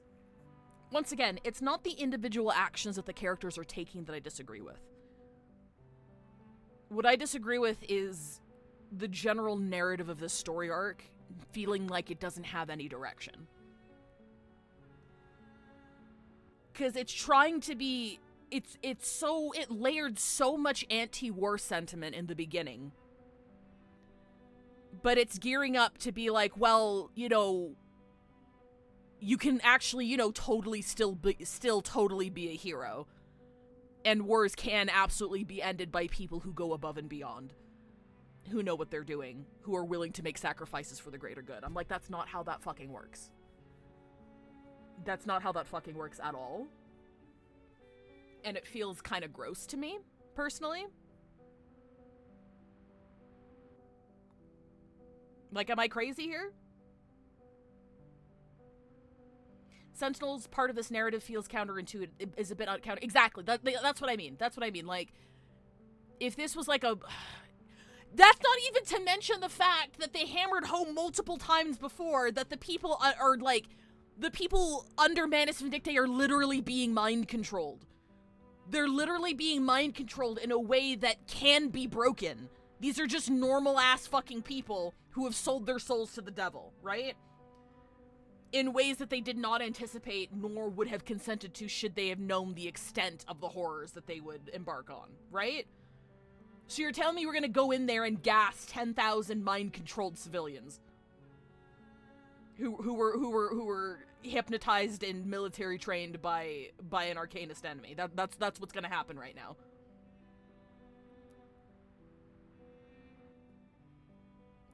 Oh boy. Oh boy. This is worse than I thought it was gonna go. This is worse than I thought it was going to go.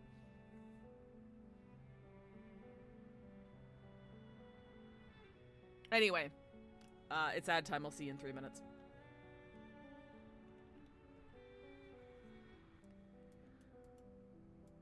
Submitted a committee for review, escalating threat. Should they succeed in building a large-scale regular force, or if their attacks continue to spread disorder, the proposal urges the foundation of Corp's outstanding military rather than rely on Xeno.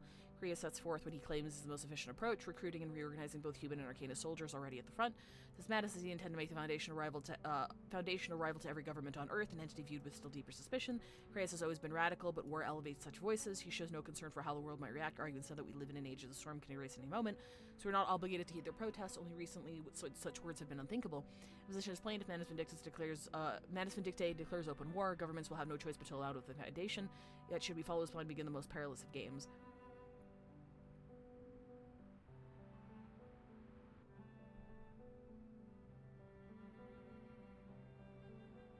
Yeah, so I think was it Plaxies who said it was counterintuitive? Yes, I think counterintuitive is a very apt word for what I'm feeling right now. Because you're telling me, like, the paranoid, warmongering sub-faction was right the entire time. And those who wanted peace and to try and foster peace among the other governments were stupid and short-sighted. That's what this is saying. I really do not like this. Who fucking wrote this? Who fucking wrote this? Like, please feel free to disagree with me. Like, am I crazy? Am I missing something here? Unless I'm speaking way too early, and she does get her comeuppance, and, they don't absolutely fumble the ending of this. Like...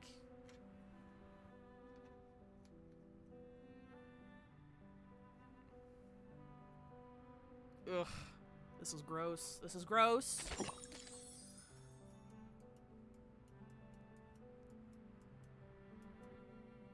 Creates himself as part of the... Yeah, no, that's my point.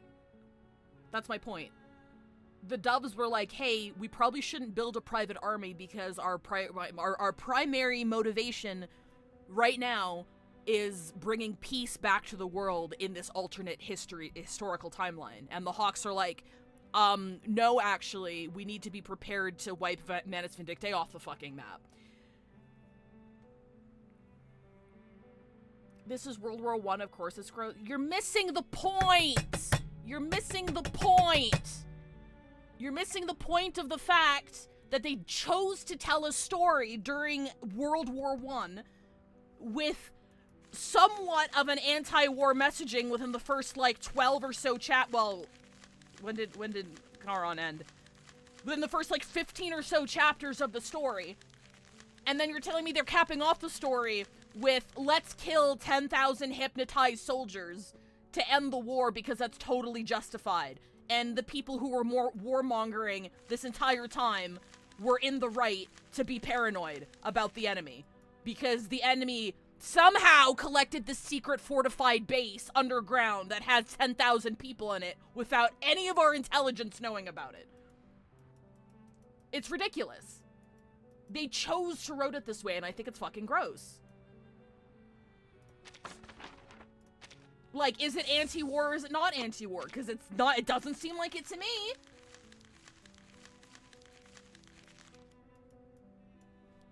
It doesn't seem like this was very well thought out. Like, what was the fucking point of all of that yapping then? What was the point of all of that sentiment? What was the point of it? What was the point of humanizing any of these people? There was no point. They were trying to tell a story of don't fight fire with gasoline, but bungled it. Ugh.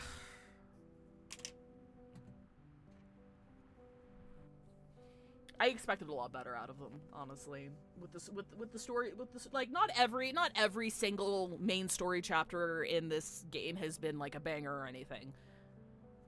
But I did expect them to handle it with a bit more nuance than what than this. I'm not pleased.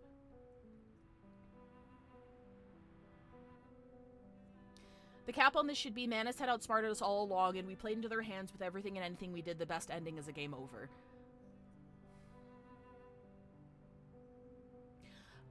But again, it's one of those things where they chose to write it this way. Does that make sense? So unless this was like a deliberate... I mean, I guess it would play into Manus' philosophy. But it's not even really Manus' philosophy. They're just kind of like... They're kind of brute forcing their own vision of the world onto it. At any expense. So it's not even like... There's not even any real lesson to be learned there. It's like, well... That didn't work, so we're just gonna, like, kill everybody ourselves, then. Like, what was the point? What was the point of writing it this way? That's where my head is at. Like, I don't get it. To really hammer in how disgusting this all was when all these humanized characters fall into the meat grinder. I guess I have to reserve judgment to see how it ends, then, because, like...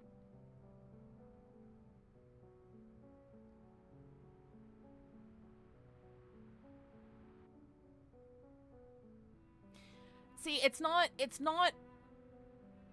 again, it's not the fact that people are dying in a war. It's not the fact that this decision is being made. Again, you have to look at it from an overarching narrative standpoint. Where the whole point of anything that carries any sort of anti-war sentiment is that it's like, it's fucking, war in itself is hell and stupid and useless and leaves everybody suffering, and there's no point to it, right? There's no such thing as, like, there's no real heroes in this space. And Sentinel's entire arc completely contradicts that. It's like, actually, if you're built different, Creus by extension as well, actually, if you're built different, you know, you can absolutely make sweeping changes even if it means thousands of people die, actually. For the greater good. And I'm like, I touched on this yesterday, but I'm like, that's fascist dictatorship rhetoric. Period.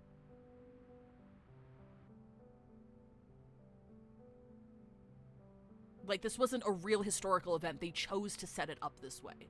And I do not like it.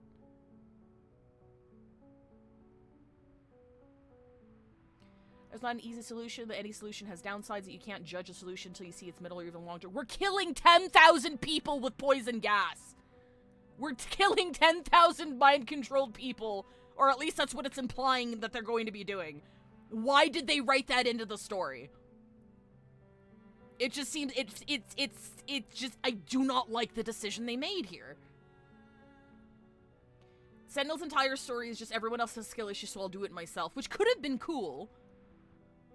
But again, she can, like, do no wrong. Even when she fucking assassinated somebody in the middle of peace talks, it's like, oh, you know what? She had evidence, so it's fine, actually. She suffered no repercussions from that at all. And she's gonna suffer, like, no repercussions from this either because she's built different, and it's fucking gross. I do not like her. I do not like how she was written. I'm not a fan. I'm not a fan.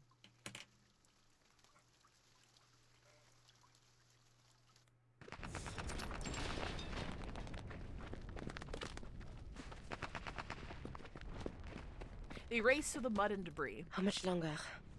About 10 more minutes at this pace. Maybe less if there's no interruptions. I mean, I guess if there is one saving grace is that Burton has absolutely nothing to do with this. This is some other bullshit going on. What an optimist. There isn't anything more to say. They just keep moving. They killed some children to keep... What are you talking about? What are you talking about? That is completely separate from this narrative that is happening within World War I, a real-life historical event with political implications. That is my point. They could have told this story using not World War I as a fucking backdrop to this. That's what I am talking about. That is my point. You are telling this story using an actual real-life historical event as a backdrop for your narrative, and it's fucking gross.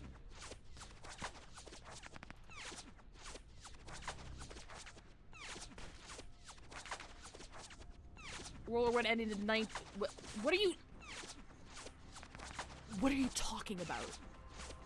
Are you trying to argue that they're not using World War I as a backdrop? Because this is an alt history timeline where it lasts longer? Are you saying this is completely detached from the real life events of what actually happened? Because that's willingly disingenuous. Is that what you're trying to argue? Until they leave the trench behind. Sorry, I'm getting fucking incensed over this. Take cover.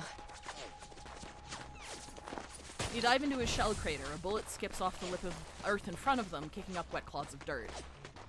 Pin them down.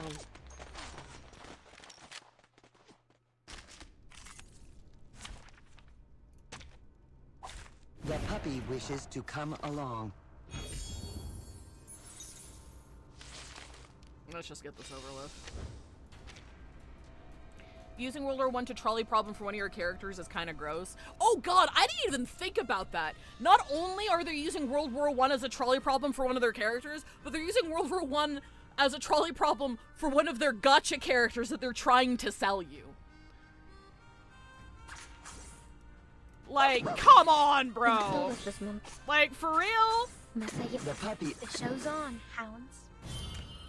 Time waits for no one, even for a great people. Like, especially since they made a point of showing two separate instances of people acknowledging that the fucking soldiers of Manus and Dictate are being mind controlled, and that mind control can be broken. Time waits for no Like, I'm not saying to have, like, a fucking perfect, flawless ending where, ooh, break free of mind control and everybody's saved. Ta-da! I'm not saying that. I'm just saying that the way that it's being handled as of right now is kind of deplorable, and I'm not a fan. Handy.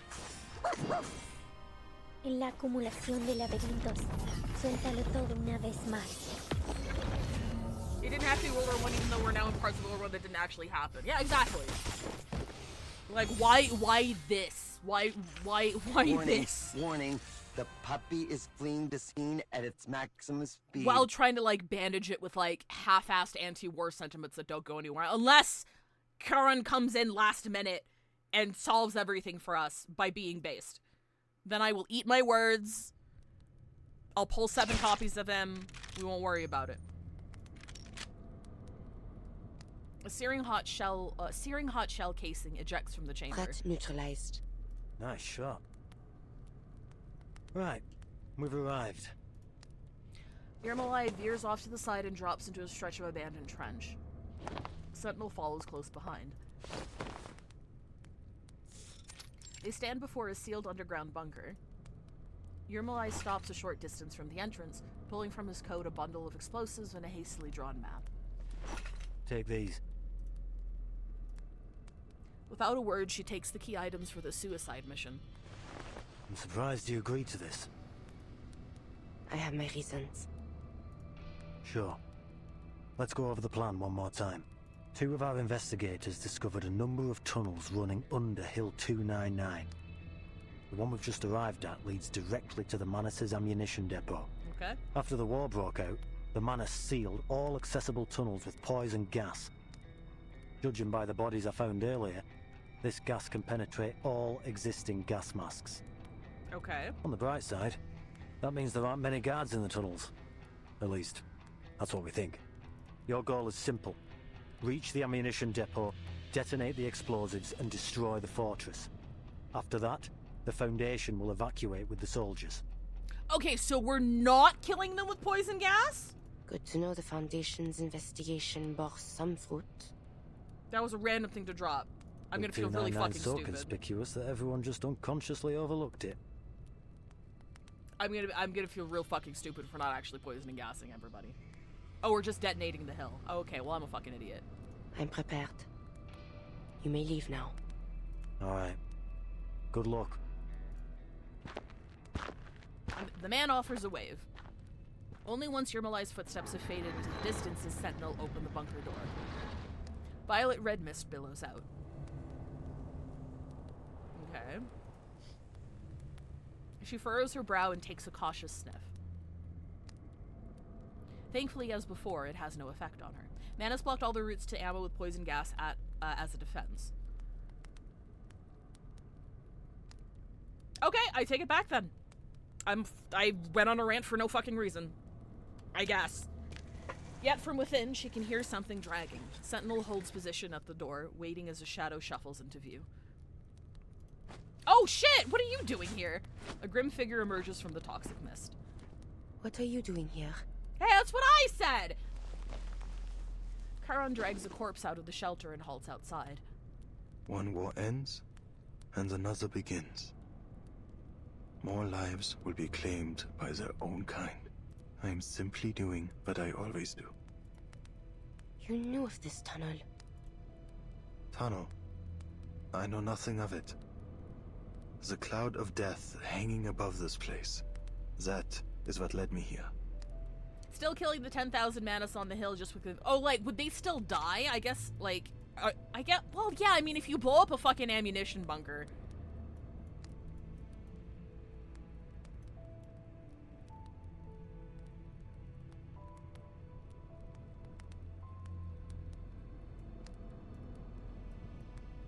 Yeah, I mean, I guess we're still killing them.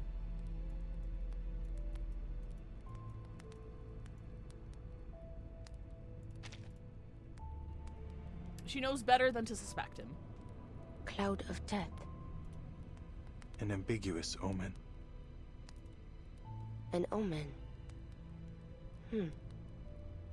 Tell me then, who will this cloud of death fall upon? Death is impartial. It doesn't decide who will live and who will die. But I can. No! You can't! That's the whole point! You shouldn't! She breathes in the toxic air without concern. I suggest you leave. Should this cloud not fall upon me, an explosion will soon obliterate Hill 299. Do you intend to claim the lives of all the Manus Vindictae troops here? Do you intend to stop me? I mean, he probably should. Charon, please? Charon, please? I mean, I guess he doesn't want to die. He broods for a moment as a silent war is waged behind his mask. I should leave. Time is pressing. But as she turns, Charon's voice breaks through with sudden clarity.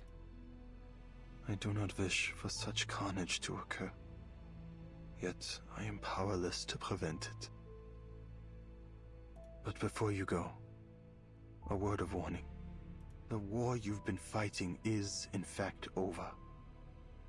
What lies before you is a conflict all its own, a much harsher path.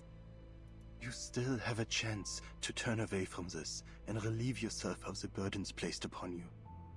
In view of the sufferers of this war, my burden is light. Harsh or not, I shall not waver from the path I have chosen. You first set foot on the battlefield 5 years ago. What makes today different from that day? I now know the true cause of the conflict, and I have seen the face of the true enemy. If I must sin to fulfill my sacrifice, then so be it. Your willingness to suffer, your passion for sacrifice, it is beyond me. Perhaps you possess a wisdom beyond my comprehension. Yet, still, I feel a deep sadness for you. I am in no position to stop you from walking through the gates of hell. I really hope she dies. Please tell me she... Wait, no, she's playable. She's probably not gonna die.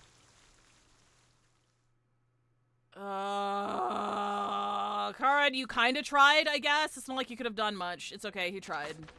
He tried a I hate this. I hate this, bro. This sucks. Hi, Bree. Harsh or not, ain't that blonde elf man from Final Fantasy XIV, true? Deep underground, darkness reigns. At first, she travels through cramped, unlit dirt tunnels until she reaches a poured concrete doorframe. Its cold echo tells her she's entered a wider space. Le peuple qui marchait dans les People that walked in darkness have seen a great light, that they dwell in the land of the shadow of death. Ceux qui habitaient Upon le them pays hath de the l'ombre light de la shined. mort.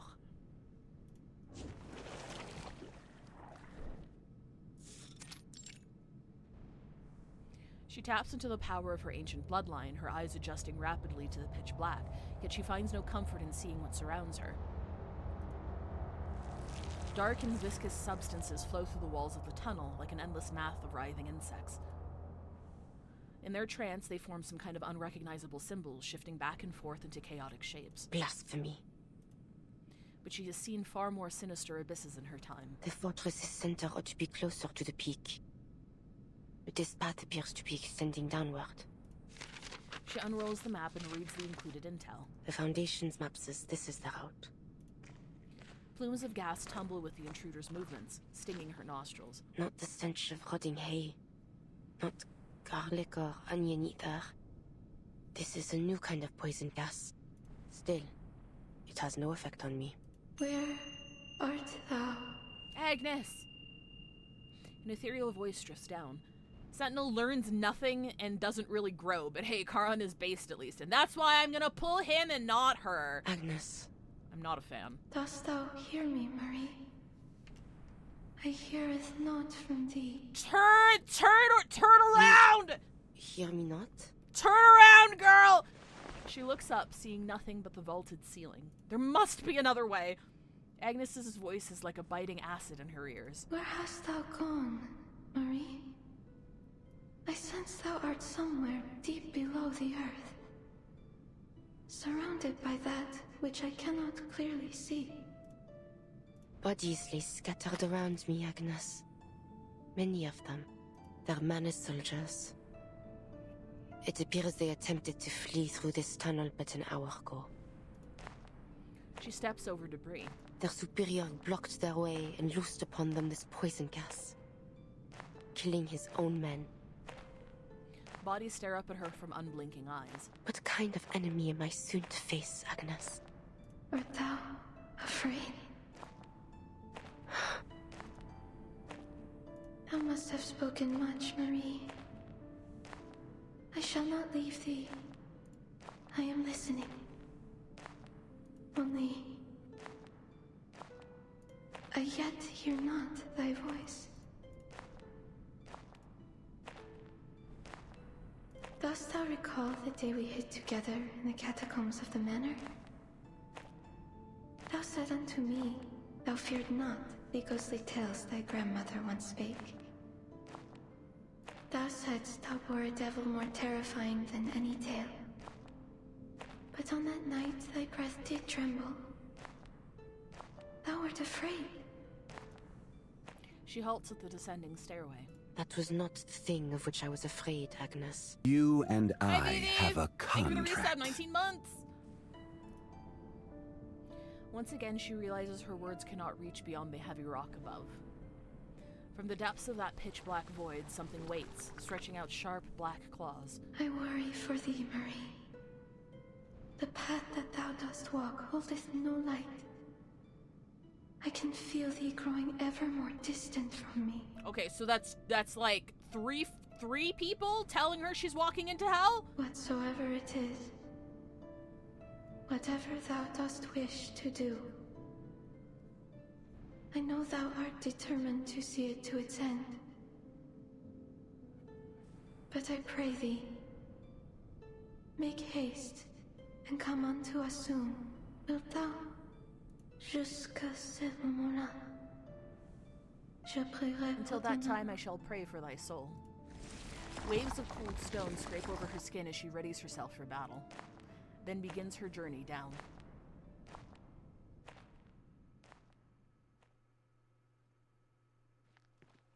In a brief lull between volleys, Yermolai returns to the trenches. It's little trouble to find his commander in the sea of grey uniforms. To summarize, your troops must stay in place for the time being. We made contact with the other side. They'll cooperate with you to create a fire network against the enemy. Let's hope they do cooperate. Manus Vindicte has waged war against all humankind. We must work together if we're to get through this. Eric knocks his helmet with frustration as he leaves, chafing against his orders, burdened by the lives placed in his care, wishing now more than ever that he was just a soldier again. Yermolai steps forward. So, you're the commander too now, huh? All I did was convince them to work with the Foundation. But you don't represent the Foundation. Not without proper authorization for your plan. The soldiers are desperate. I won't hesitate to do what I must to restore their hope. What's the status on your mission? The gargoyle's en route to the target location as we speak. Conservative estimates said she'll take another hour to get there. Hound's voice comes out low and hoarse. But who knows what she'll come up against. She might not make it. Unusual for you to show compassion in such a moment. It just brings back unpleasant memories. You know what I'm talking about, Krace. That wolfish grin returns to Hound's face, and Krace ignores it once more. Then we'll wait one more hour. The Foundation's reinforcements will likely have arrived by then. Should it come to it, we will regroup and consider our next steps with them. Huh. If there really are reinforcements, that is. Hound's VA sounds very familiar. Does he? They're launching a second offensive. I like his voice. Hold your ground! It's okay, with the power of this monster I found from Antarctica, we will prevail. Let's kill time together.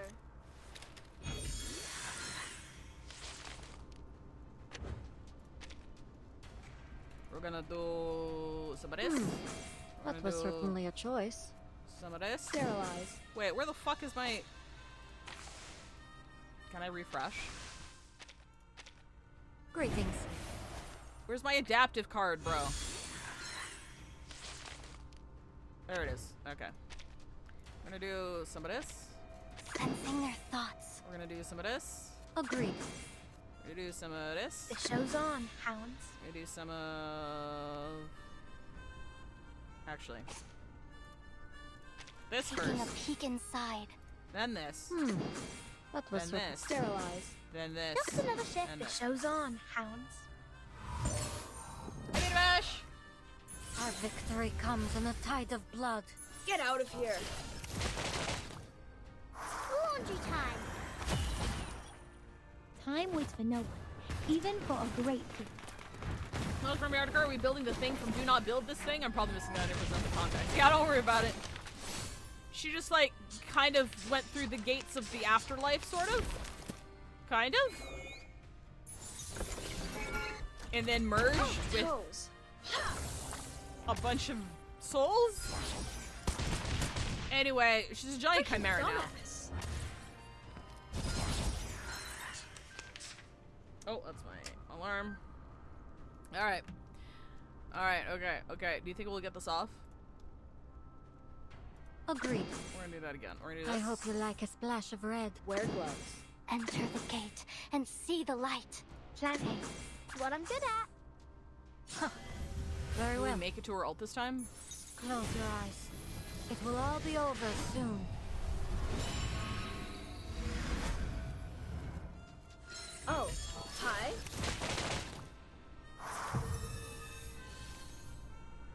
An unconventional choice. Up and at it. Nope!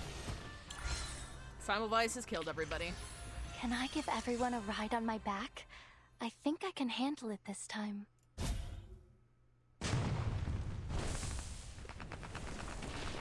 Charred earth splinters in the air, falling like black snow over the battlefield. The soldiers reel from another shockwave. Scattered across the trenches, they grip their weapons tight, certain only of the coming battle. His index finger taps his rifle's receiver with anticipation. He pulls out his communicator again and waits. Finally. The name Irinai appears on the screen. Krace, are you still on the front? Yes, Mr. Iernai. But I don't think we can hold out much longer. Has the committee reached a decision? Not yet. The debate is still ongoing. The Doves find your frontline contingency plan absurd. They disapprove of the political risks involved in taking control of various nations' armies. This is again framing the side that wanted to keep things low key as fucking idiots who can't do anything. I don't like how uneven their weighting is in the narrative. Like, it's villainizing the people who are legitimately concerned over the political climate because they're stupid and don't want to take any action. I don't like it! I personally find it feasible. Just to be sure, do you have a clear understanding of your ultimate goal? He takes a deep, silent breath. This war between Manus Vindictae and the Foundation will only end once one of the two parties is completely destroyed. This is coming... Mobius, I am aware that it's coming from the mouth of a hawk. I'm aware it's coming from the mouth of the leader of the hawk. I'm talking about the narrative viewpoint. What good have the doves done throughout this entire fucking chapter? They've been fucking useless. The writing has chosen to glorify the warmongers and made the people who are worried about peace and politics look like fucking idiots. It is a deliberate writing choice established by the narrative, and that is what's pissing me off. They've done pretty much nothing. They've contributed pretty much nothing, but have been an obstacle, because if Creus had his way a lot sooner, if the Hawks had their way a lot sooner, we would have been prepared for this. That is my complaint. Does that make sense? Have I made myself clear as to what's pissing me off? Is it clear now? And I refuse to let it be the Foundation. If we're to prevail, the Foundation cannot rely on Xeno alone. We need more capable soldiers.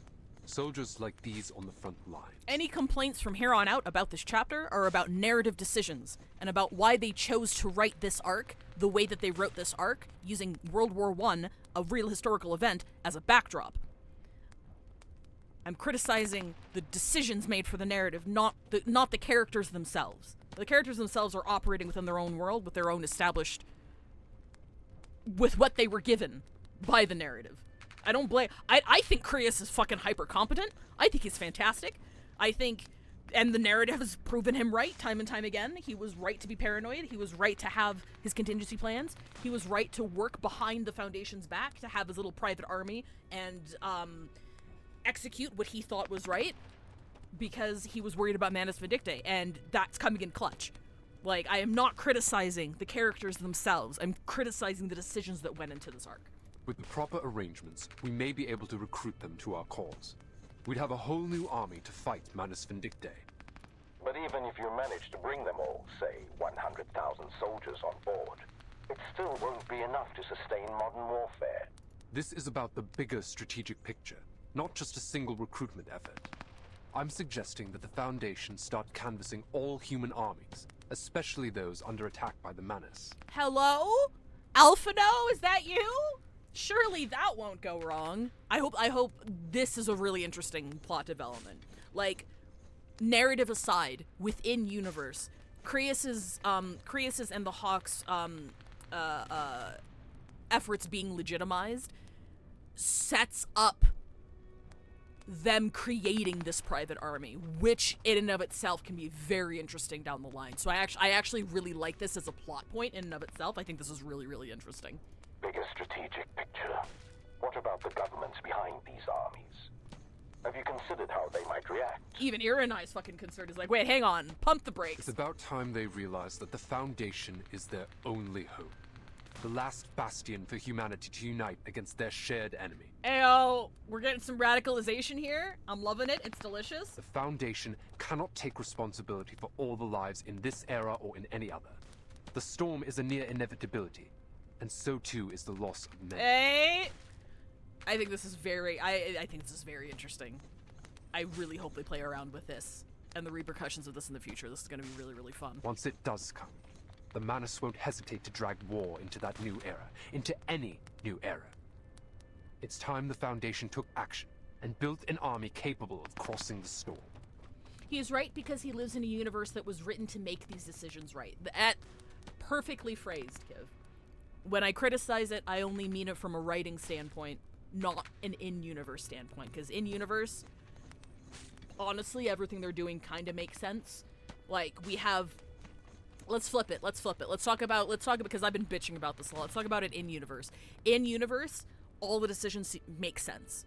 Like, it's fucking horrific, and it looks like Sentinel is already guilt-ridden, and I feel like as she descends into, you know, proverbial hell to pull this off, it's gonna get worse. Like, that guilt is gonna get worse, and I feel like at the very least, the story is going to treat it with the weight that it deserves. Because this is no light mission. This is no easy decision to have made, and it's not something simple to have carried out. She has acknowledged time and time again that this is a sin that she is taking on, and it's not something that is going to come easily to her. Meanwhile, you know, Creus has a point. The storm is something the Foundation has spent so much resource and time, many resources and time, and so much time trying to save people from the storm. He's looking at it from a more pragmatic point of view. It's like, the storm is going to come anyway. We've made no headway on, like, preventing it or stopping it.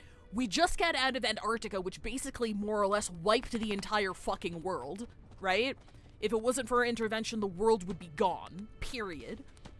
So, like, if Manus Vindictae gets to have these armies and all of this power and shit and gets to bring their supreme cult leader back from the dead to mind control thousands of people, we need an army that can carry themselves through the storm and prepare for that war that's going to be happening on the other side each and every time, and it's disingenuous to pretend otherwise.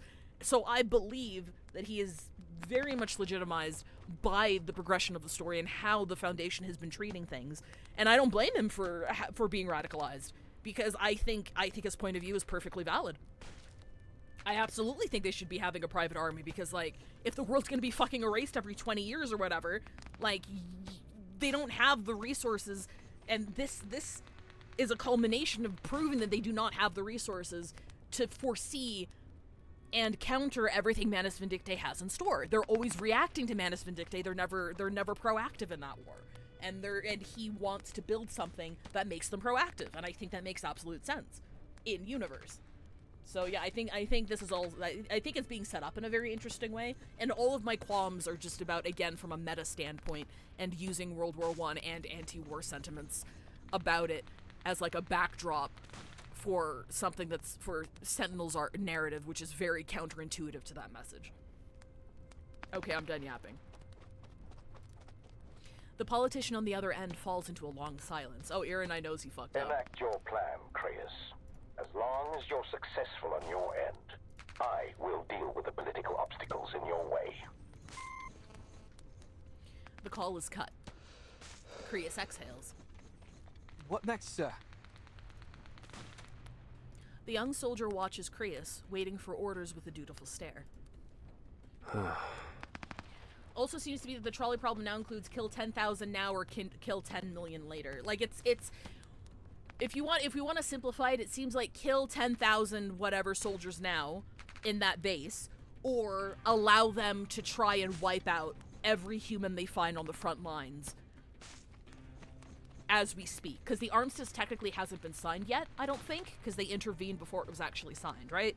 So there are still humans out there who have laid down their arms but are waiting for orders before withdrawing, because the armistice has not yet been signed.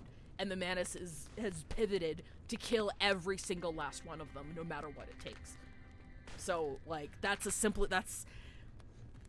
what they've tried to simplify it down to.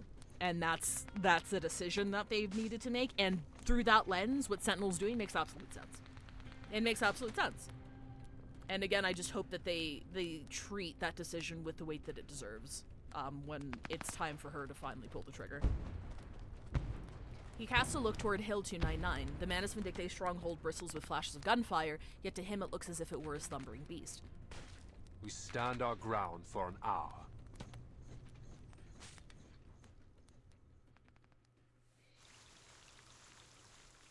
I also think it's kind of poetic that Sentinel is like a gargoyle who's like religious imagery, right? They're meant to protect. That, along with all of the, would it be Catholic connotations, her being the one to bear the sin of this act, I think is very poignant.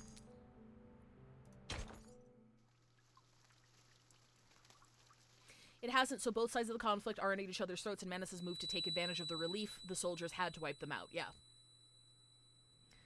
Exactly. So, like, it's either do this or just continue being, again, reactive and losing how many fucking, human lives in the process. Not exactly Catholic, more like generally Christian. Okay. I'll Christian. Though Agnes's voice has vanished, the sharp ringing in her ears remains. What's that sound? She casts more attention in the direction of the source of the sound, and the darkness is sliced like a curtain. A shadow that shouldn't be there is lurking behind a piece of the wreckage.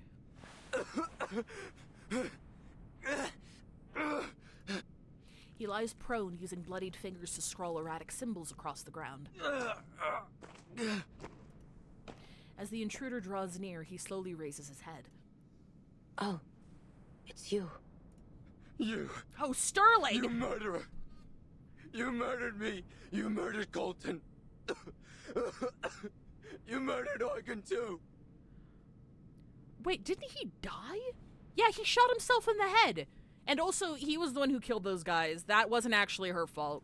You devil! You murderous demon! How the fuck is he down here? I have no qualms in doing so again. Why are you taking credit for that, girl? You didn't even do that! Or maybe she killed one of them. He killed the other one. Anyway, thick congealed black blood spreads across the ground. Pathetic illusions. Oh! I see. Incoming attack. From behind. From the right. Man is fuckery. From below. She's kill stealing! Right before me. Hello? Petrified claws clamp down on his soft neck with precision, pulling him up into midair, his hands clawing against the chokehold. Let me go! Please! She eases her grip, if only for the length of a breath, yet the soldier seizes the moment for all he's worth, drawing a blade from his belt.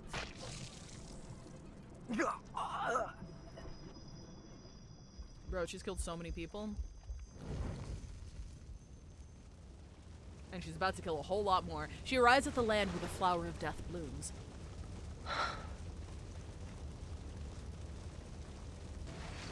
Corpses are strewn across the ground. A figure waits at the far end. How many have you killed? Do you even keep count? Remember, they were all arcanists, like you. Races of no matter. So the killer does the killing, and the dead have no say at all. I like it. A bullet rips through the officer's heart, a simple, blunt retort. She steps forward, only to find the figure standing before her once again. Haven't had enough? Be gone. One day I shall personally deliver you to the fires of hell where you belong. Oh, it sounds like you know who I am. Do not think me deceived by your disguise. I am well aware that your taint has long been tangled in the blood of my family. Demon. Ladislas. Oh, girl's hallucinating. Her devout cousin appears in the midst of the strange hell. Dear cousin, I bring thee a final warning. Thou art but a step away from utter corruption. Thou hast killed many in the years past, and now thou dost stand at the edge of the abyss.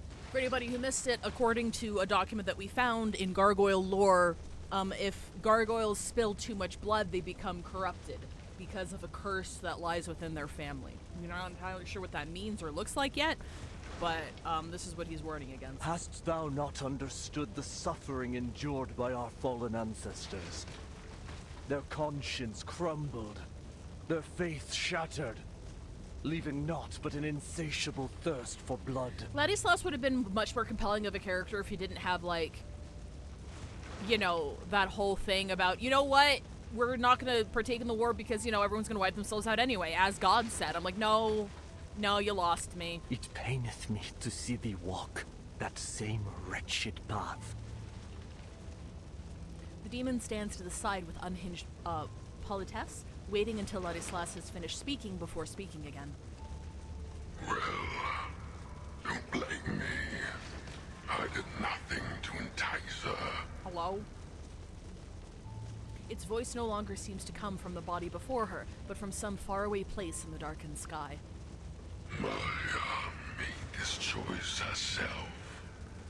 Her hands have long been soaked in blood, and yet she has never been troubled by that so-called guilt of yours. I've come to adore her for that. Perhaps Perhaps it is true that this path of carnage shall save many lives, but why? I pray must it be thee who walkest it? Our blood beareth an impurity like no other. To kill so many is to will thyself to the bottom of the abyss, never to return. The 10,000 thou art soon to kill. Consider, I pray, how many among them are innocent victims of deception and coercion. It's true. The weight of so many lives shall weigh upon thee in far greater measure than any sin thou hast yet borne. What good shall it profit thee to gain the whole world, yet forfeit thy soul? Did I hear that right? Are you also calculating lives, Ladislas? Speak no more of thy filthy words. I did not just trolley problem. You can't prove it. Oh, you silly, stubborn child. The demon approaches Ladislas with sharp, graceful steps. What art thou? O wicked demon! His throat is seized in both hands. Thou... Marie! The demon releases its grip. Ladislas's body collapses among the other corpses. Sentinel watches the scene with a probing gaze. There. I silenced the noisy fool for you, Mariam. Such pantomime shall not move me.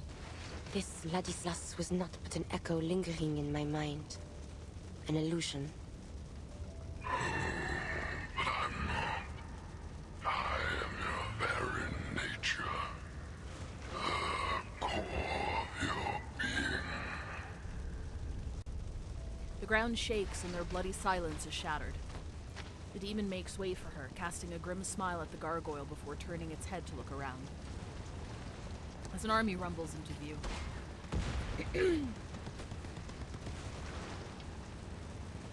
The strange sound of engines grows clearer as the armored vanguard grinds over mangled corpses.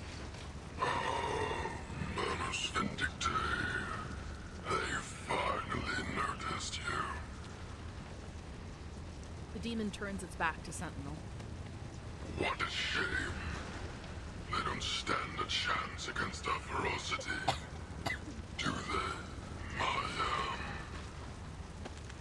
She grips her gun, neither joining the demon nor turning away. She presses a kiss to the cold receiver.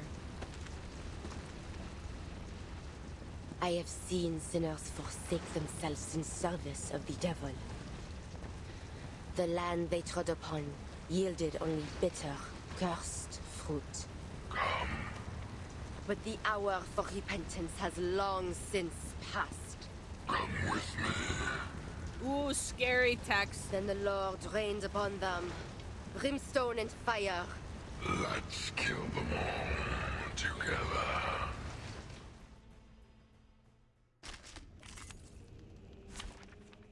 Defeat Shadow of War. Okie dokie. I can't adjust characters. I feel like we're probably gonna need a... Oh, wait, your assist. Does that mean she's in the suitcase? I forgot. You know what, let's just go. I think we'll be fine. Yeah, we'll be fine.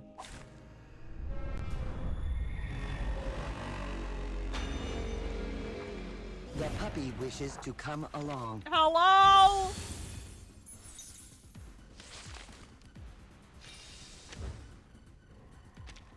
These things are pathetic. I could almost laugh. Shut your mouth. A tank. Here. Look at you, Mariam. So tiny and pitiful on the face of that monster. Will you make it out this time? Or will you crumble? Cease your endless words. We get it, she's struggling. We understand. Target locked down. Más allá del concepto mundano del tiempo. The show's on, Hans. This ends now.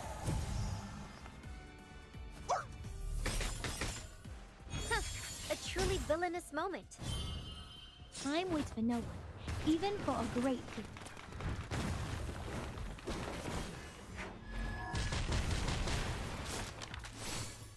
Oh, the Time tea waits tank. for no one, even for a great thing. Puppy wishes to come along. Pickles, are you sure? The puppy wishes to commit war crimes.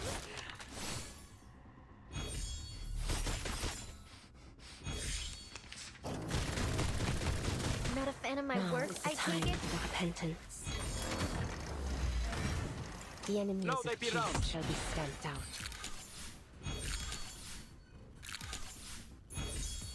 I would kind of like to see her ult, though.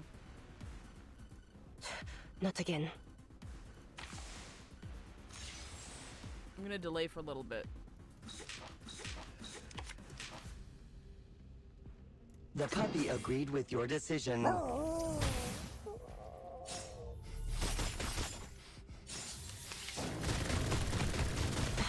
Now is the time for repentance. The enemies of peace shall be stamped out. Don't Not a waste fan your of my time. work, I take it?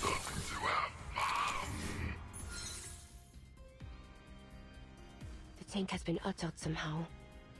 I'd better tread carefully.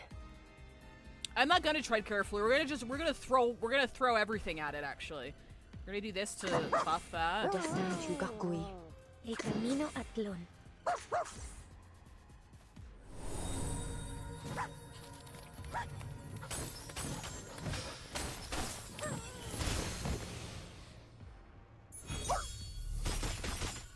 Le glas funèbre sonne pour toi.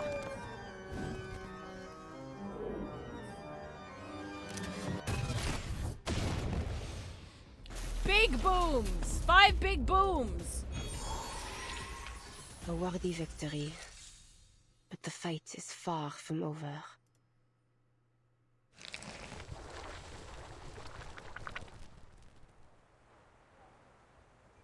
The hell? Oh wait, she's still an illusion. That's right.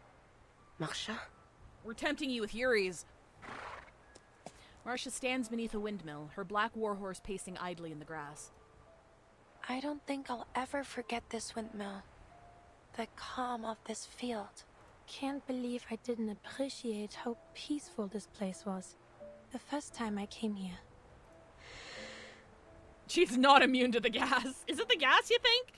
She closes her eyes and breathes in the sweet scent of the meadow. I mean, I guess you're right. Perhaps It's because Arcanist the land gas. was quiet, just like our lives once were. So maybe it's And specifically back designed to then, fuck with them. We thought everything would be peaceful again once the war was over. I'm sorry. Why? There's no need to apologize. I was nigh on killing you. No.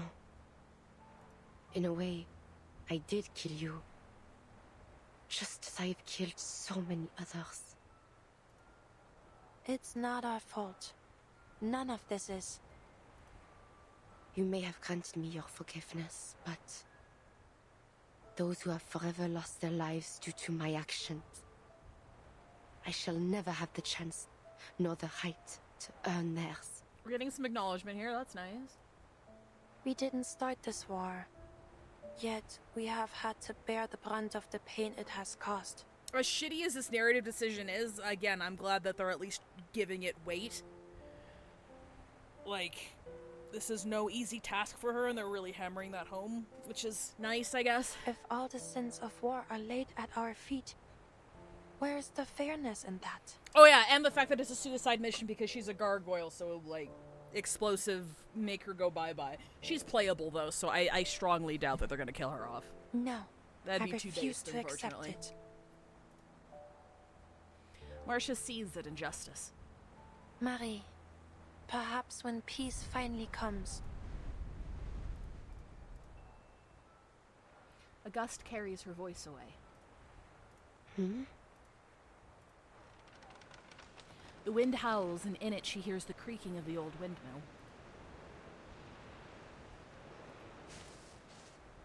Sentinel walks along the path, wanting to stand closer to her, until the scene is torn apart by gunfire. Marsha! Die!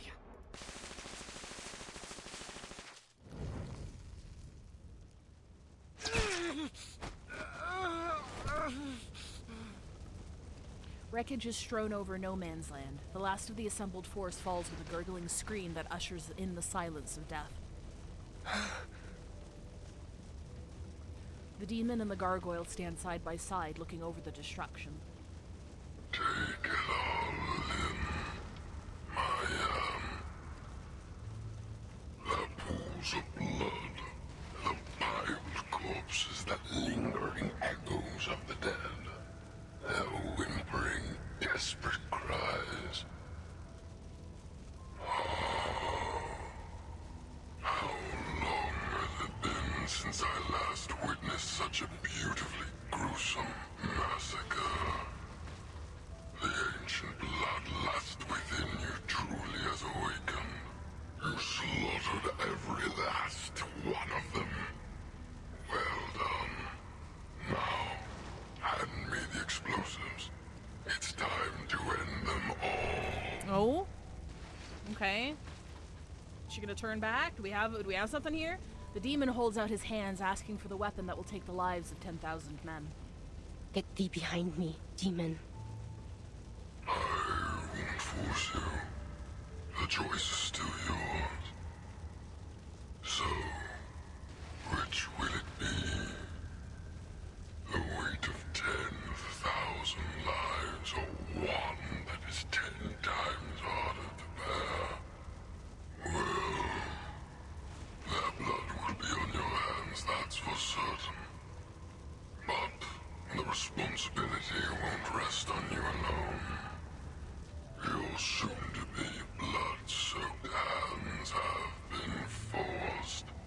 These are the only choices you have left. The gargoyle removes the bundle of heavy explosives and grasps them as tightly as if they were prayer beads. I am powerless to cleanse the filth that muddies my blood. Just as I am powerless to erase the sins I have already borne. I have descended into the depths of hell. I know that. And this ancient darkness has already taken root in my soul. But if sacrificing one can save 10, if sacrificing 10,000 can save 100,000, if someone must make that impossible choice, That's still fascist rhetoric. I'm sorry. I'm sure I have seen some dictator say this almost like exactly. I don't remember who. I'm not good at history or politics. I have seen some fucking dictator say this almost line for line, and it's raising flags, bro. Then I am willing to bear that sin. Yeah, sure, whatever. She hands the explosives over to the demon. It's the spirit. From now on, we will walk together, side by side. A greater power as one. Before he can say anything, the bayonet stabs through his body. Sentinel pulls out her bayonet and pushes the demon away, who staggers further back. Okay. You are fascinating, Marianne. You know this won't harm me. So why did you do it?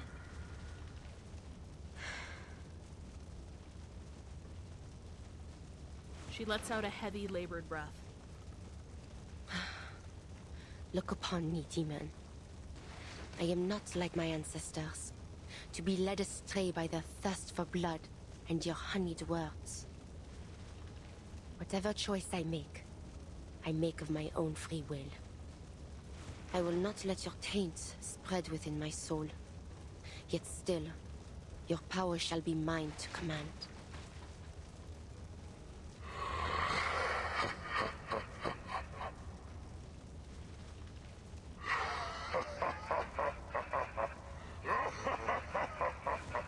Is this supposed to mean anything to me? Figure vanishes if she can still feel the demon cackle madly from the depths of hell. Truly are a genius, Maya. A ruthless killer, a greedy devil. And my most worthy child.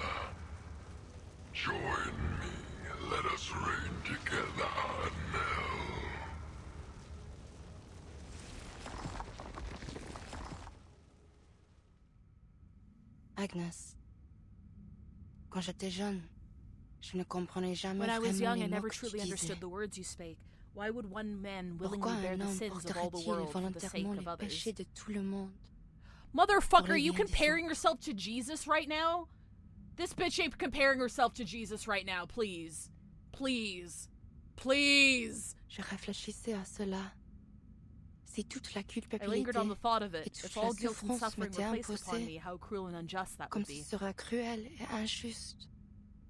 Mais maintenant je pense, But now I think perhaps it is peut-être best qu'il est that they are mine préférable alone to qu'il bear. soit seul à moi à porter. Je suis désolée, Agnes.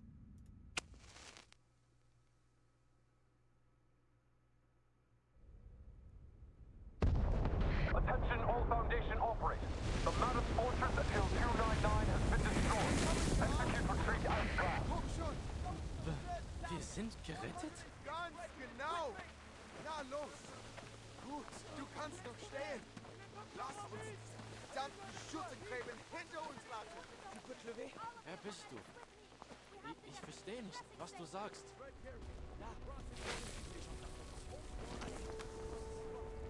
What? What? How is she what? How is she alive? The Manus Fortress has been destroyed, and the soldiers have been led in retreat to the rear. That could have gone kind of hard if she actually died, but of course she didn't. Of course she didn't fucking die. It means nothing. She got to do whatever she wanted, experienced no character development, and experienced no repercussions for her actions. And also she survived. I don't like her. I don't like how she was handled at all. Sorry. I understand. Not a fan. Thank you for your support in this critical time. Not Sierra a and I. fan. I do not care for her. Yeah, I don't give a shit. We're at ad break time. We're almost finished. Yeah, fucking whatever. I'll see you guys in 3 minutes.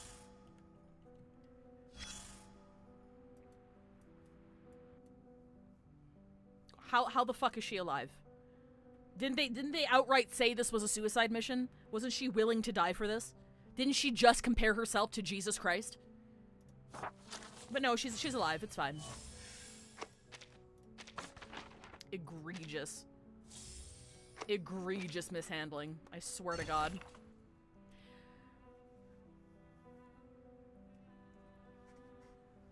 Ugh. Whatever. Whatever, man. Whatever. She's fine, pulling her banner, smiles. Whatever, dude.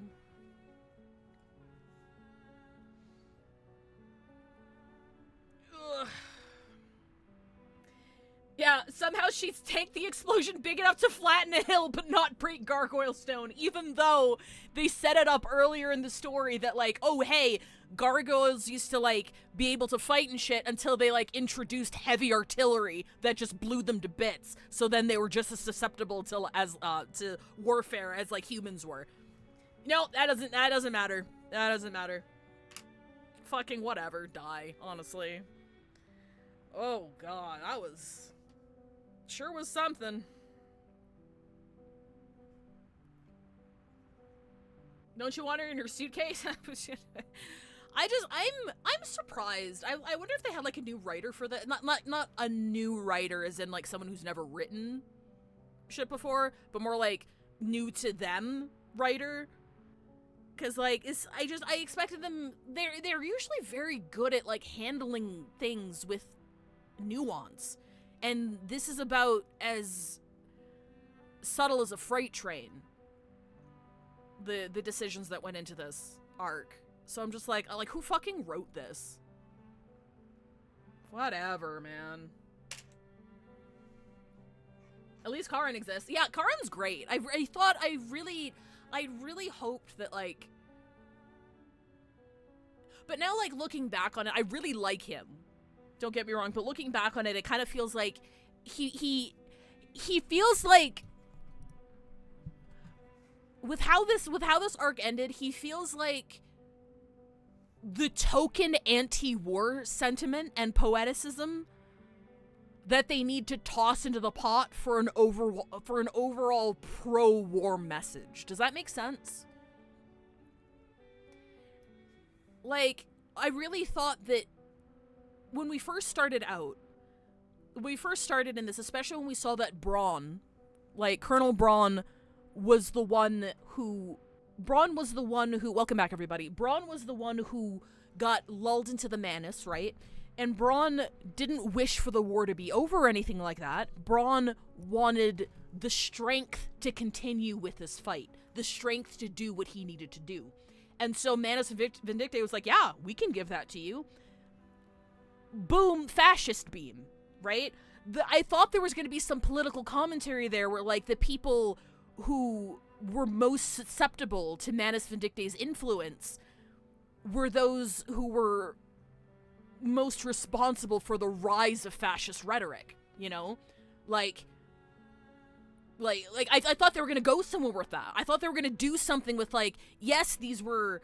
Well, sorry, I mislabeled them as civilians before. These weren't just but they were soldiers. They were military. But the people who were most enticed by Manus Vindictae, they were there. Manus Vindictae is there, as always, to exacerbate the shittiest parts of humanity that already exist. And that's their whole philosophy, right? That humans fucking suck, and when left to their own devices, they're going to destroy each other. We're just helping it along. Like, this was inevitable, we're just exacerbating what's already there. So then turning from that into making them this big boogeyman, this monolith that you can just blow up 10,000 of their agents and everything's fine now. The war's over. Hi, Josh. Hi. How's it going? That's okay. I'm mad at the writing decisions in 3.0. You exacerbating over here? I'm exacerbating all by myself. What's going on? Are you heading out? Yeah. Okay, have fun at the movie. I love you. Or you have some popcorn or something. You don't have to. Mwah. Alright, see you later. Like, I thought they were going somewhere like that, but no. The war has nothing to do with humankind or, you know, political difference. It was all Manus Vindictae. Manus Vindictae is entirely to blame, and you get rid of them and the war is over and everything's honky-dory, right? So, like, I'm interested in seeing how they're going to handle this going forward, because, like, the rise of fascism, as I was informed in World War I, led to a rise in fascism that enabled the onset of World War II. So, like, I'm wondering if this sequence of events, if humankind allying against Manus Vindictae as, like, an enemy served as, like, a fucking Dr. Manhattan / giant squid, based on whether or not you read the comic or watched the movie, would avoid the rise of this in the future, because now humankind is allied against a common threat. Now, sorry, I'm wondering if they're going to be handling it something like that or something. I don't know. But I'm disappointed. I'm very disappointed. Just say Brown, not Braun. Sorry, Brown. Apologize. A question about the pro-war, and do we think this will lead to an anti-war angle over the course of the next several patches? Do we think it's probably a wash? I don't know. I really don't know. Reverse 1999 is written by people much, much smarter than me. Unfortunately, it's not like a Hoyoverse game where it's like, okay, so X has these kinds of motivations and then Y has these kinds of motivations, so the plot's probably going to be going in this way considering X, Y, and Z. You can't really predict it with this game, in my opinion. You're just kind of along for the ride for the stories they want to tell. And that's what I enjoy about this game. I have no idea. I know that they're capable of addressing things with more nuance than they have in this arc. And again, it's part of the reason why I fell in love with the game. So, like, I don't know how general reception in CN and Global has been to 3.0. I haven't read anything, obviously, because I didn't want to be spoiled. I don't know. I don't know if they're going to rectify it going forward. I have no idea. So I guess we'll just have to see. Harsh condemnation. We take a strong stance against the abuse of alchemy on the battlefield, especially those that have not undergone thorough experimentations. Burners, olive oil, moss-like scent. Immediate nervous system. Okay, so this is chemical warfare, Arcanum style.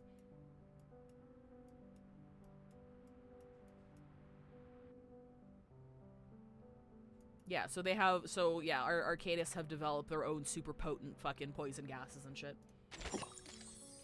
From what I've seen and watched you play, this has been a real outlier in their writing in a bad way. Like, yeah, My criticisms with it are very abstract, though. I don't know if people would have the same gripes with it that I have, personally. Because again, in universe,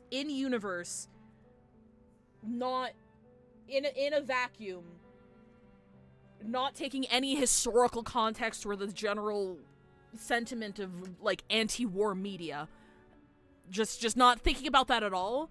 It's a solid story. It was pretty cool. We had some cool moments. I still don't really know why she fucking survived, but it was all right. And I don't know if people would take it that deep. Honestly, I don't know what the reception's been to this at all. Your Excellency, there's nothing we can do. Naturally, no one who wields power imagines themselves as a child playing with knives. It's taken me it's taken me a long time to write this letter, though my mind has never ceased its vigilance. You know as well as I that I have spent my life mastering the concealment of intent, approaching even the unknown with the scholar's patience. You know, too, why I have worked to prevent conflict, not from idealism, but because I have seen what war truly leaves behind, long before the Foundation, long before the storm rose. My principles have often led me to aid or forge alliances with adversaries. I have long sought to create a balance between humans and arcanists. I firmly believe that force is a tool, nothing more, and its misuse brings only chaos. While we may bear a fraction of the consequences, ordinary lives carry the rest. I have acted with care, and for that I have been called a dove, a label I dismiss. My concern has never been for titles or comfort, only for what must endure. Zeno's defection is largely credited with the rise of the Hawks. Committee members, wary and distrustful, sought to establish a military force directly under Foundation control. Meanwhile, the storm has transported us back to a time dominated by warfare. Creus' philosophy runs contrary to our values and the traditions that preserve a fragile equilibrium. His contingency plan would only threaten security, but collapse. Should we provoke governments, forsake our mediating role, or coerce allegiance? How could the Foundation survive the storm Manus Vindictae, or the world itself? And yet, blank, I cannot deny that Creus has succeeded, though his triumph chills me more than it reassures. Hill 299 is secured. 8 divisions had been withdrawn from the frontline trenches. Soldiers untrained against arcane assault survived where they otherwise would have perished. Nearly 100,000 lives were spared, all achieved under the shadow of his contingency plan. None can dispute the effectiveness of his actions, but effectiveness is not wisdom. The currents he has unleashed will embolden the reckless. Those who were once cautious may now lean toward the Hawks. The balance we have preserved hangs by the thinnest of threads. Do you see what I mean here? Like, they know exactly what they're doing. They know exactly what they're doing. Like, they know how to treat things with fucking nuance.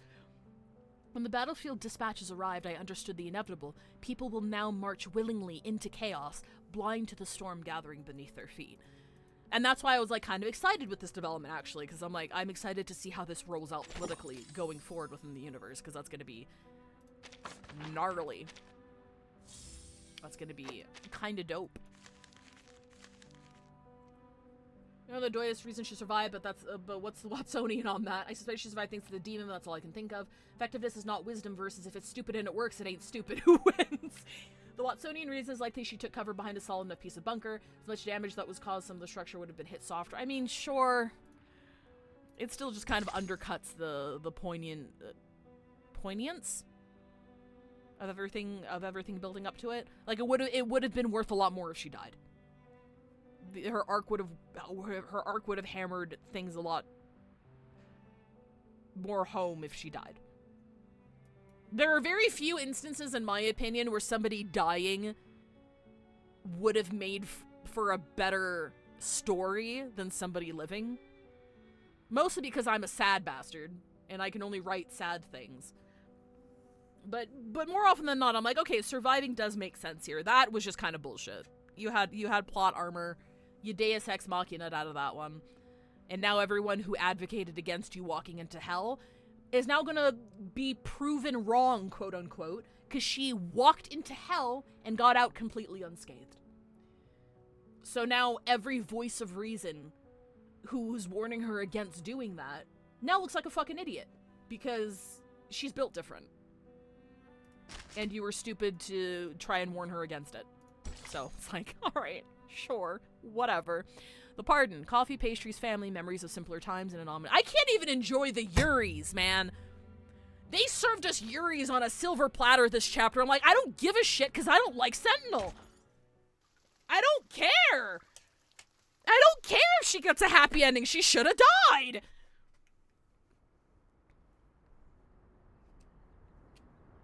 Tainted Yuris, true. After yet another night passes, the hidden chapel once again welcomes the light of day. Time passes, reaching near to midday, and the grassy courtyard holds its quiet with a patience born of humility.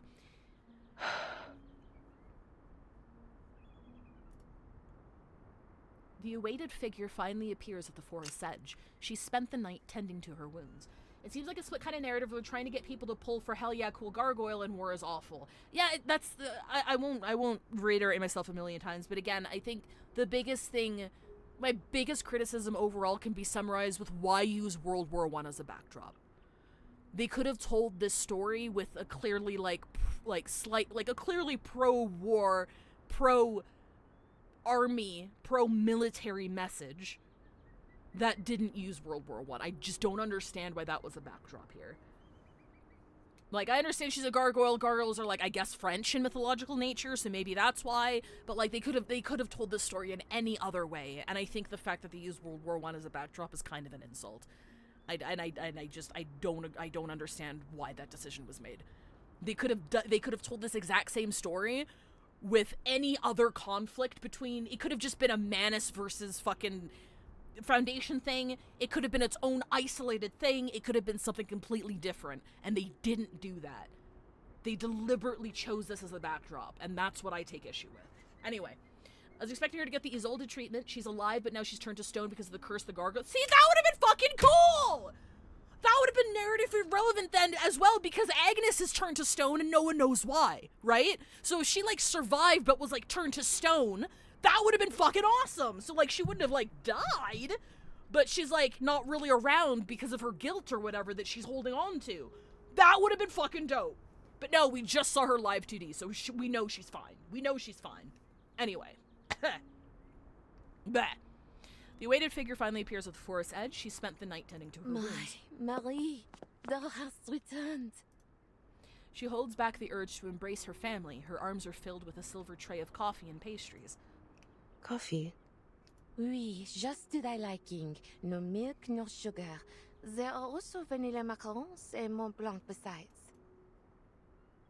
The bright colors of the pastries feel all the more surreal for the darkness she has gone through. Sentinel takes the warm coffee from her aunt's hands and takes a small sip in disbelief. Of course, it's far from the quality of a Parisian cafe, but at this moment it is more than enough.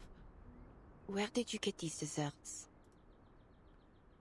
The woman clasps her hands together, wearing a faint, bittersweet smile. Yo, who is here, mon petit chou? Sentinel takes notice of the tall figure stepping into view, a face she has not seen for a long time. Mayan. Who the fuck are you? Father. Oh, it's her dad. What brought you here? A pardon hath been issued by the President. Thou art free. Okay, just to hammer home the fact that she's not, no consequences. She's always right. She's always right. Nothing's wrong. Everything's fine. As for Ladislas, he is gravely ill. His stubbornness was ever bound to lead to trouble. And the one person in her life, well, besides Charon, that tried to talk sense into her, even though he was kind of a fucking zealot about it, is dying. Sure, whatever. He ends the topic with mild discontent. To answer thy question, I am here to gather ye. We are to depart.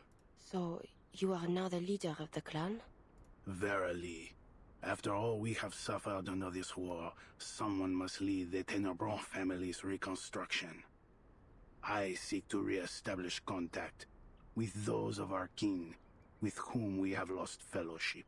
The hand of Manus Vindicte has not yet fallen upon Paris. I have purchased a number of dwellings I just in pronounce Montmartre. Paris like that. They are to be our I don't think he's temporary French. homes until the conflict between the Manus and the Foundation reaches its end. The Tenebron Patriarch makes an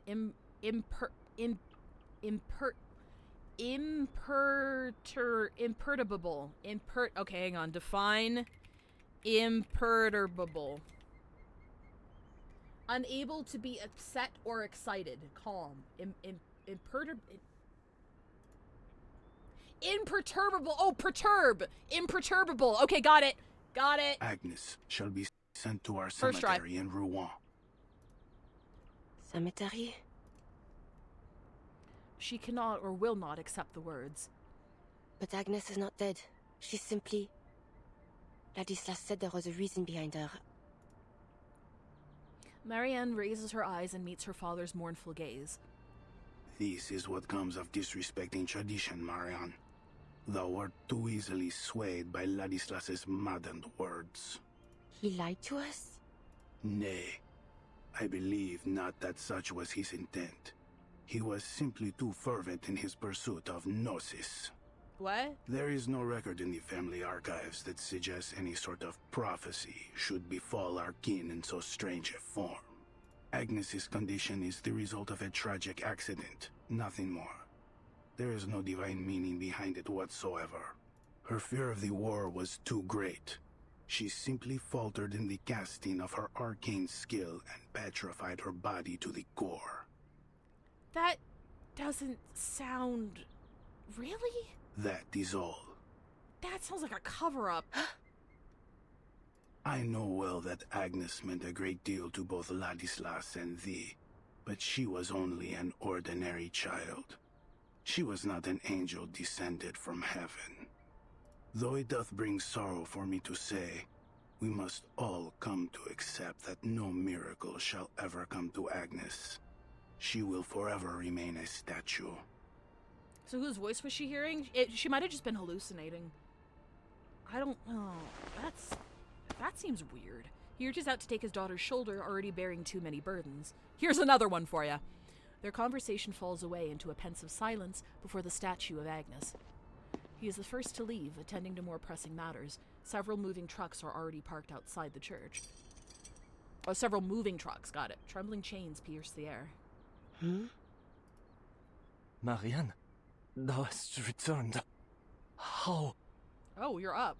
I thought you were ill. He staggers forward as if pushed by some invisible force, drawing closer to Sentinel. In his palm lies a chain that glints coldly in the sunlight.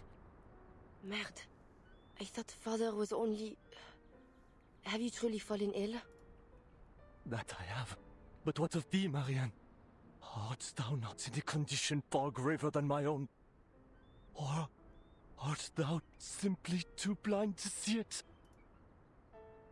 He babbles on. With every word his madness grows. There seems to be no trace of his old humility left.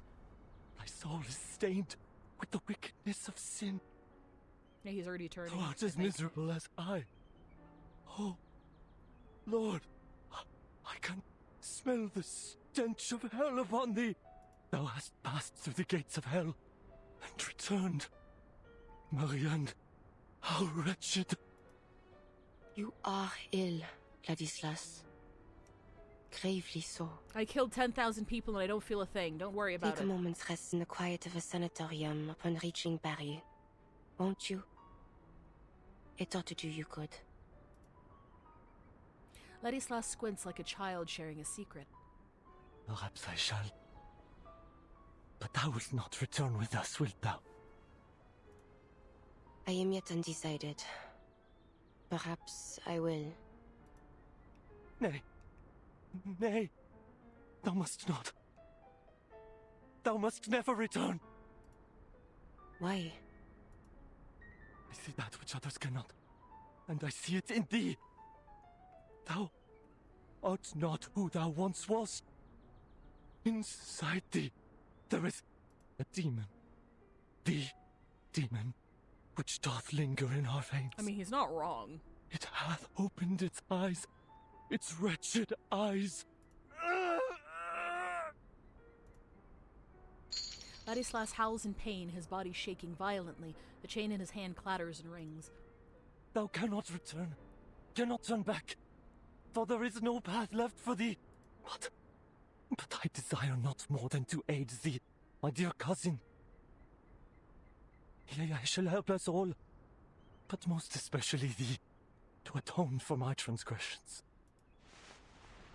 The shaking stops, and all at once he bows with the gesture of utter submission, presenting the chain before her. Ladislas. These shackles are a soul-binding chain, a cage, yea. But I beg thee accept them, and I shall devote my life to prayer over thee, both night and day, that thy soul shall not be shaded in eternal darkness. May thy blood be washed clean one day. May it nourish the soil when thou art laid to rest. May thy journey to hell yet be graced by God's mercy. Another not-so-light burden to serve as a constant reminder of the limits of evil. And if I refuse these shackles? It mattereth not. I shall pray for thee still, as I have ever done. A sudden impulse moves her to look at the statue of Agnes. At last she takes the chain. The metal hangs in her hand, its weight feels far greater than its size would merit.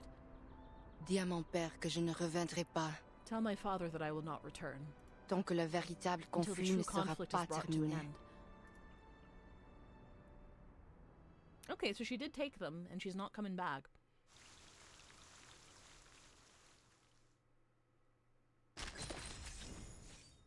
The hill. Oh wait, we got... How would you calculate the distance between two reuniting parties? Marianne, I hope you understand why I couldn't say goodbye properly, as I understood when you did the same. Already deep underground. The 12 required a medic. Oh, I sense it was just... I accepted it. Oh, okay, so she went to join... Martha went to join the 12. Operate independently, Eastern region, hoping to locate somewhere for family and usual constitution. I have to see this. After prolonged combat and poisonous gas conditions, you really should get a full examination. Please go see a doctor. The Hill, a tiny fraction of those names. She's gonna suck on stealth missions.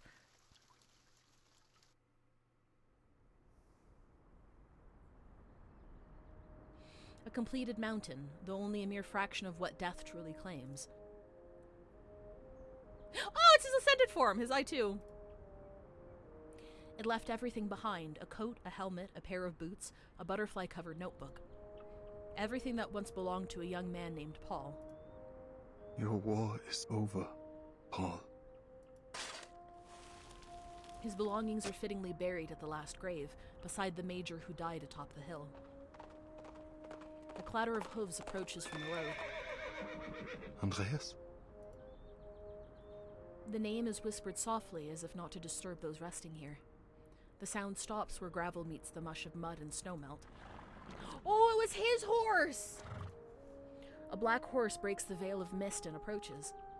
The horse exhales a comforting snort, leaning in, yearning for his hand. Good boy. Smoked beef ribs, honey jalapeno glaze wrapped in cured apple, wood bacon with an apple wine injection, sweet potato souffle with whipped cream, vodka, and brown sugar syrup on top. For a dessert, strawberry tiramisu made with strawberry liquor. Hi there. What a fantastic first time chat. Hello, true demon lord Rimuru. Rimuru?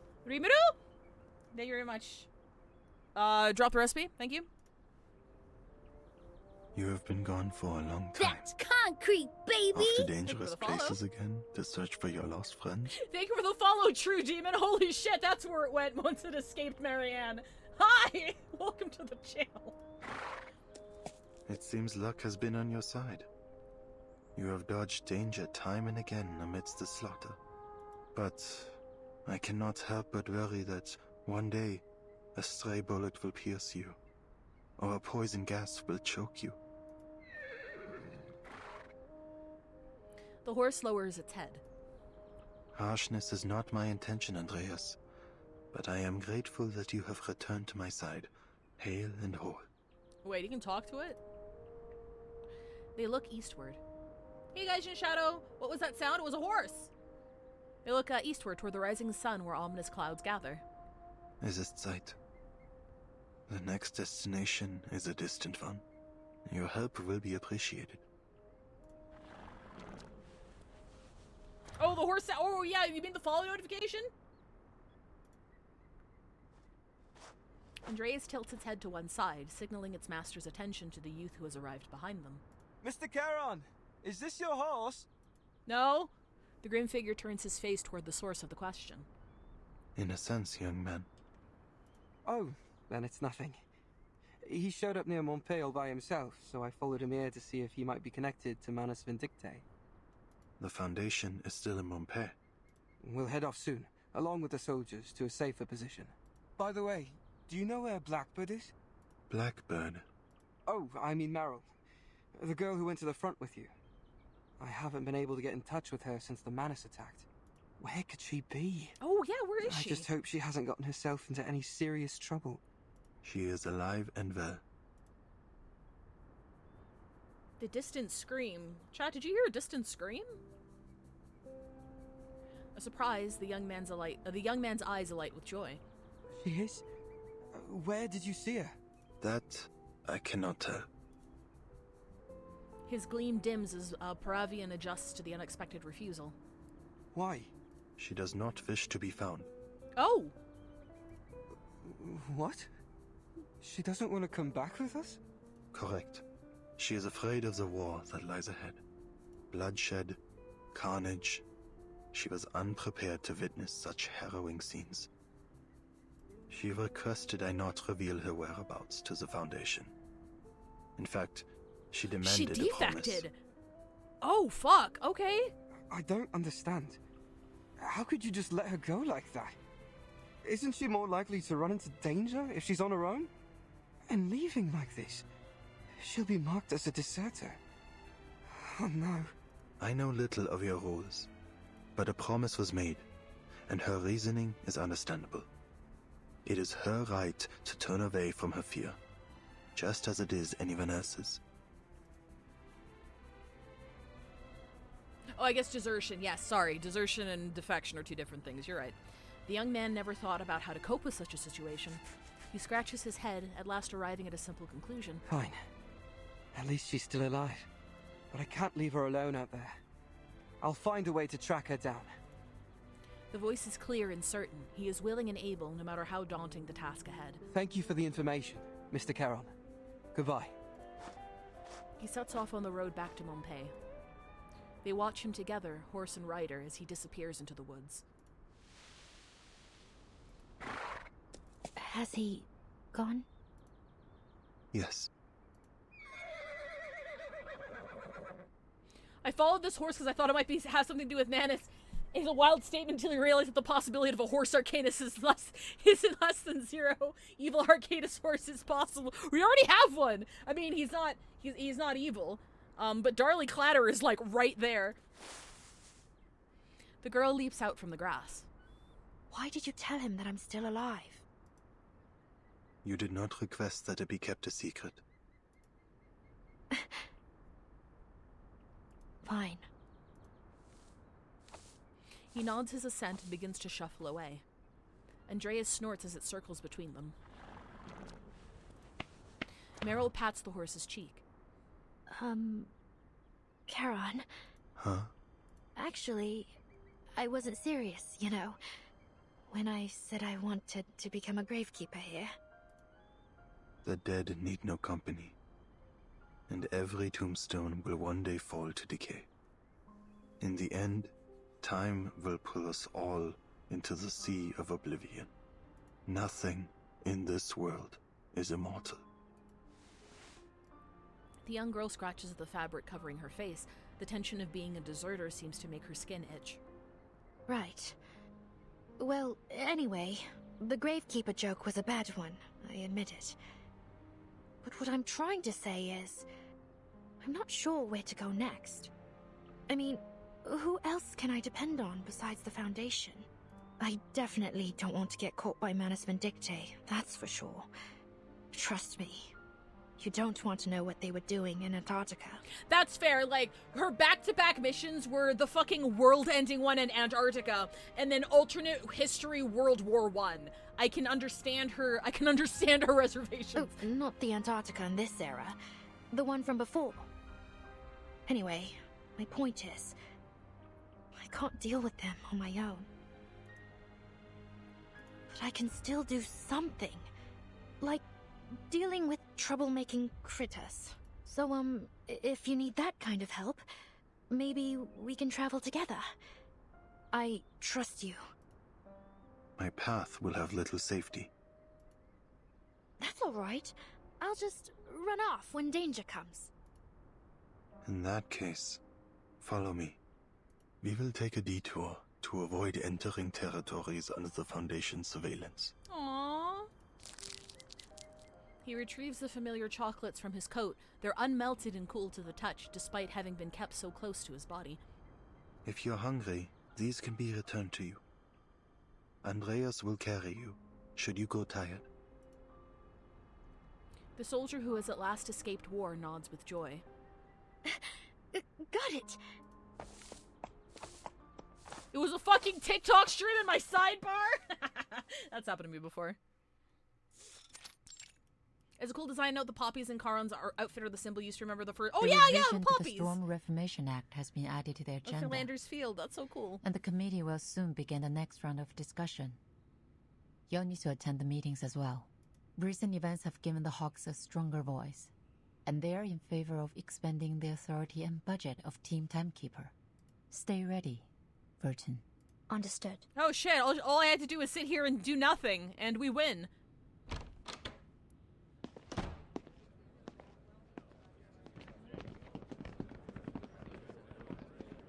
Foundation staff and committee members hurry through the hallway.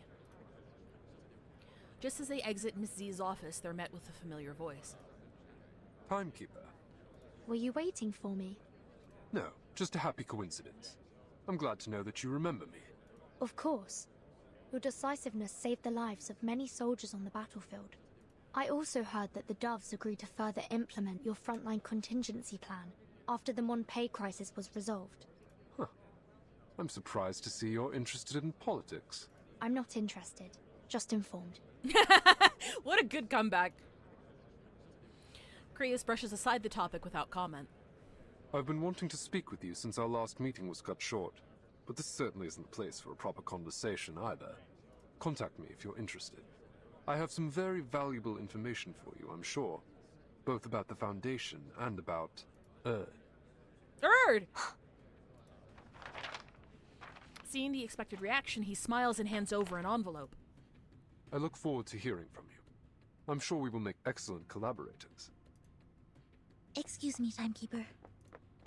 Sonetto rushes over, looking at the red-haired man with a mix of suspicion and confusion. Oh, Mr. Creus, do you have an urgent matter you'd like to discuss with the Timekeeper? I can arrange a meeting for you if necessary. No need for that. I was just saying hello. Until next time. Timekeeper. Miss Sonetto. He gives a nod, slight but confident, then takes his leave. Timekeeper, is there something wrong? It's nothing. You seem a little anxious, Sonetto. What's the matter? Sonetto takes out her communicator. Timekeeper, you need to look at this. It's an important message. Sent from Lilia? I've been on a mission on the Eastern Front, under the direct orders of Admiral Som. Guess what I found? Capitan. An Xeno outpost without... From the looks of it, I think it's the rebels. I can tell in more detail. Call me back as soon as you can. The message ends in a burst of static. I tried to contact Miss Lilia after receiving the message, but I couldn't get through. She mentioned Xeno rebels. This is worrying. Could it be Igor? Lilia might be in trouble. Sonetto, I think we'd better pay another visit to Madame Z.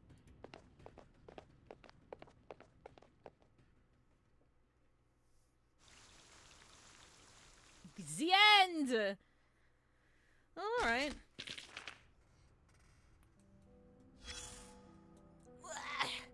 Creus is so suspicious to me. I think his intentions are very clear, and I think that sense is coming from his radicalization and what he's willing to do in order to see his goals through.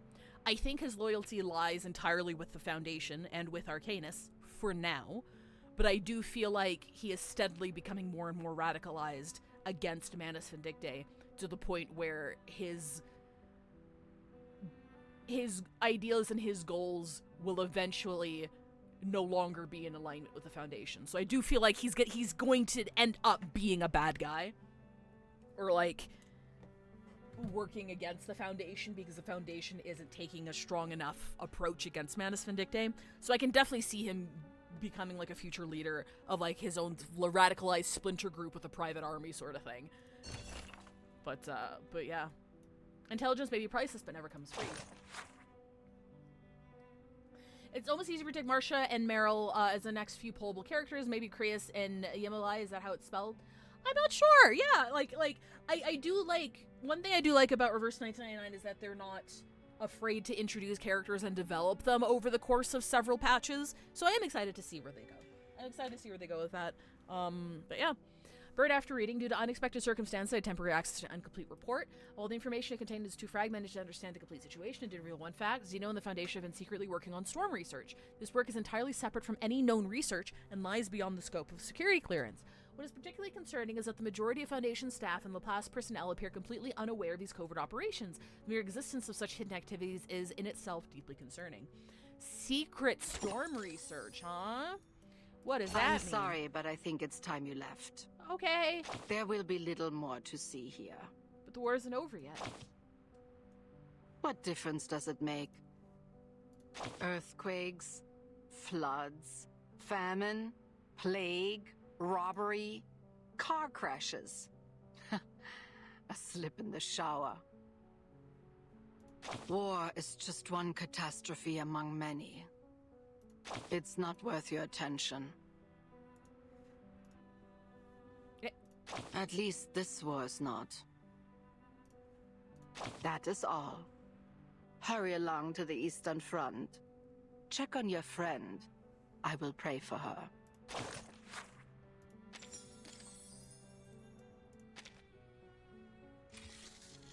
Let's grab the last couple of ones here.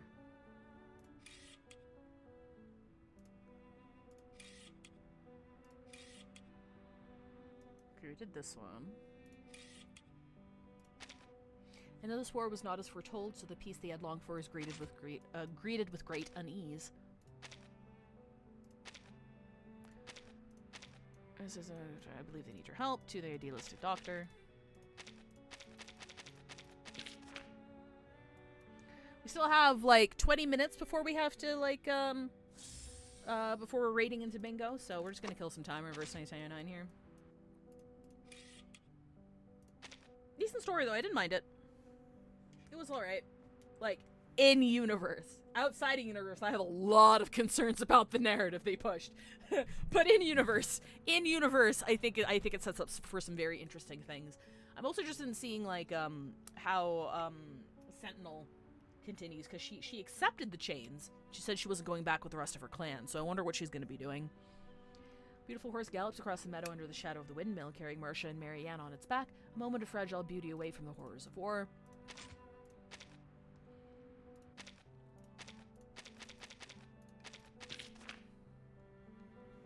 Not the strongest, but enjoyable enough. Yeah, exactly.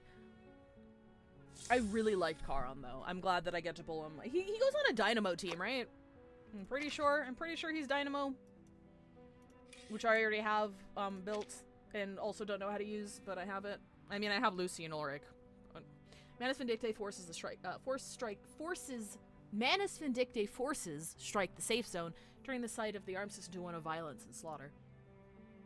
I think her I2 has the chains. Oh, that's neat. Oh my god, Rabies and Buddy Fairchild get along swimmingly, actually. Yeah, the context. Yeah, the context. The implications. Manus forces launch their assault. Human soldiers, unequipped to face arcane skills, buckle under their relentless attack. Thankfully, 12 Squad's captain already seems to have a plan. Plus, I only have enough for 50-50 though, because I've been pulling a lot. I'll be on rest. I'm not the next sets of characters, because those I do know.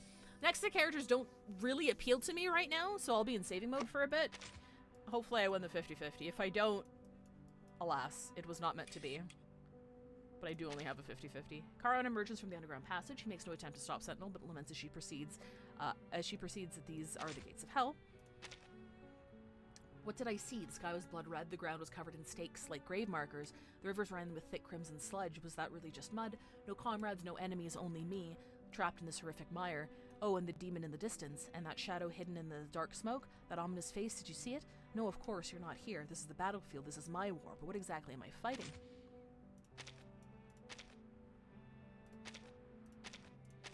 I do like these little notes from the people we know helping along.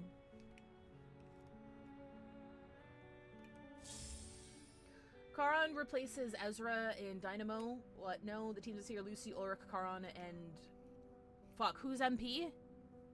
Who's MP? I don't know who MP is. MP. Hi everyone, I hope I'm not too late. Very funny, Mr. B. Oh, Medicine Pocket! Medicine Pocket goes in fucking Dynamo 2? Hell yeah. Actually, that's a nice sign for me, even if he doesn't necessarily replace Ezra, but can serve as an Ezra replacement, because I don't have Ezra. Ezra's one of the handful of characters I don't actually have. So if I don't need to pull/build him, that's great. That's great news for me. Sentinel proceeds deeper into the underground fortress. Above ground, the captain of the 12 squad scans at the battlefield, looking for some kind of turning point. Does Medicine Pocket use the same Euphoria that they use in their Blood Tithe team, or is it a different Euphoria? Do they have more than one Euphoria? I don't actually know. Do I have to fucking farm for another Euphoria? I love Medpoc, they're such a weirdo, even to cast a weirdos. I know, right? They don't need Ezra to make it work, but they don't serve the same role. Got it. Yeah, I don't actually, I'll be honest, I don't actually know how Ezra works. I think it's like a, is it like a healing over time / debuff over time or something? I don't know a whole lot about this game. I just pull characters and build them. And then I throw them at things, and then things blow up. I used to have a stronger grasp on, like, Reverse 999 meta. I don't anymore. I just have my teams, and I use them. Fighting side by side with the demon, Sentinel destroys Manus Venditte's bunker. She resists the demon despite his promise of power. Every move and every defeated foe falls by her own will.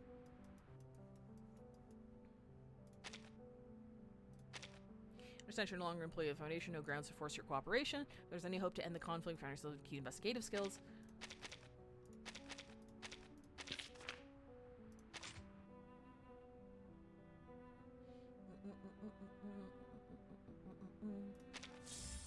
Sir Vanstein, would you mind just giving me like a very quick, non-detailed summary as to the role Ezra serves and the role Charon serves in a Dynamo team? Because I know Lucy and Ulrich just like, it's just stacks on stacks, right? Gargoyles seldom change, yet they know nothing about a people. Along the fires were burned, Sentinel feels unable to truly return home. Filthy torn-up doll lies abandoned in the corner of their monastery. None of the gargoyles ever paid it any mind, yet it was packed with the rest of their luggage. It'll never again be some little girl's favorite toy, but maybe it'll find a new home on a windowsill in the sun.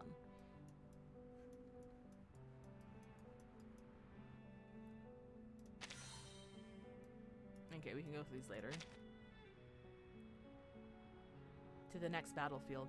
I also think it's kind of poetic that both Sentinel and Charon are moving to the next battlefield. Like, they cannot find rest. Like, neither of them can find rest so long as war exists. And it's treated in slightly different ways, respective to both of their arcs. I think that's very cool. Ezra's supposed to be sustained, but to be honest, he's not good at it. That's fair. Is Charon a sustain? Points at myself. I don't actually know what he does. I just know he slots into the team. Charon is main Dynamo support. He makes the field go from 1 to 3 and me. Oh, shit! Huge. Massive. I have to finish her story.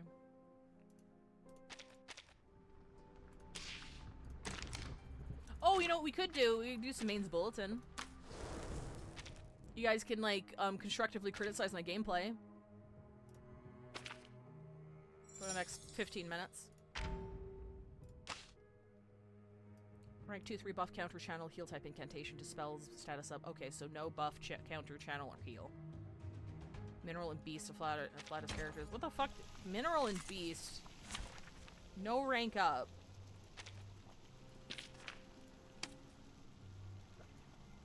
Catch for 1 round. A collection of buffs. I'm attacking for. Hang on. Multiplies effective damage by a lot. Interesting. Whereas Ezra doesn't improve the damage, in fact, Caprina kind of does his job better. Oh, that's kind of sad. Even with his Euphoria. You know what? I don't want to do this in front of you guys. I'm going to be very embarrassed by how shitty I play. I'm not doing. I'll do this later. Oh shit! I have to fucking do. I have to do that one too. Look. I never said I was good at this game. I never claimed to be good at this game. Okay. Okay, well now that I've said that, now I have to do it. Now I have to do it. Okay, alright, okay, alright, alright, okay. I do a quick read of the tactile telegram as there's a nugget for what could happen to Lilia. Oh shit, okay, sure, hang on. Let's go back. I haven't,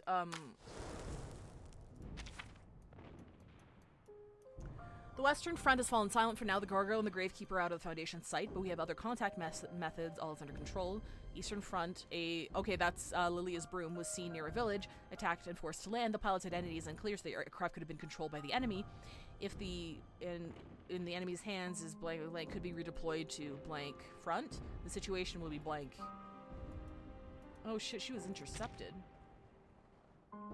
I play on auto most of the time. Here's my relationship with Reverse 1999. I know I have really good teams, but then I don't know how to play them. So then I'm embarrassed. Because I'm like, wow, imagine having all of these good teams and not knowing how the fuck to play them couldn't be me. Alright? That's where I'm at. So many people here. Feels like trade season again. Yeah, it seems like the enemy might have controlled her flying apparatus. Okay, I'm gonna rank 2-3 buff counter. Oh no, wait, we want those because it dispels it from the enemy. I'm stupid. I'm stupid. I'm really, really dumb. So we want to pop off as many ults as possible before we use Recoletas. So like my opening rotation for this is typically, well, I want to save this for a rank 2. So I typically do this. Then we pop this, and then we pop this so she goes again. So that gives her multiple stacks. And then we pop the party agreed with your decision. Pickles can have his ult next turn. That's typically how I run it. Filosofía clásica, el fundamento del mundo. I think that's what you do. Time waits for no one, even for a great people. I wean myself off of auto because if you're not an Inspo team, it doesn't know how to play the game. That's funny. Time waits for no one. The only place I use auto is usually through like the early stages of the somnambulism, like both of the somnambulism ones. You can auto your way through those pretty easily. You can't do it through like the fucking reveries though, usually. Okay, so then I pop. Okay, so I'll do this so that way we have a rank 2 buff to dispel from the enemy, right? This card should do. And then we're gonna do another one. And then we're gonna do this to give her another like little stack there, and then we pop this. We stand together. How come we've never seen you sip from the cup? Because it's empty. Clearly. My theory is that the captured Lilia are planning to do something involving a broom since it's so powerful and making their own versions to fight the Foundation. Poor Lilia keeps losing her fucking broom, dude. This is like, what, the second or third time now? Because like during the Tuesday's Motel arc, she also lost it. It was locked away. It's just decorative, yes. Precisely. Más allá del concepto mundano del tiempo. Plan A, Plan B.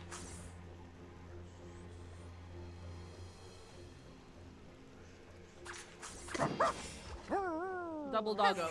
A truly villainous moment. She sent it for repairs, but like, didn't they like? She sent it in for repairs, and then like it didn't make its way back to her, right? That's why she had to go and break into the Xeno base to grab it. Because it's like, I've been waiting for this shit. Lilia's a trouble magnet. We should really keep a better eye on her. True.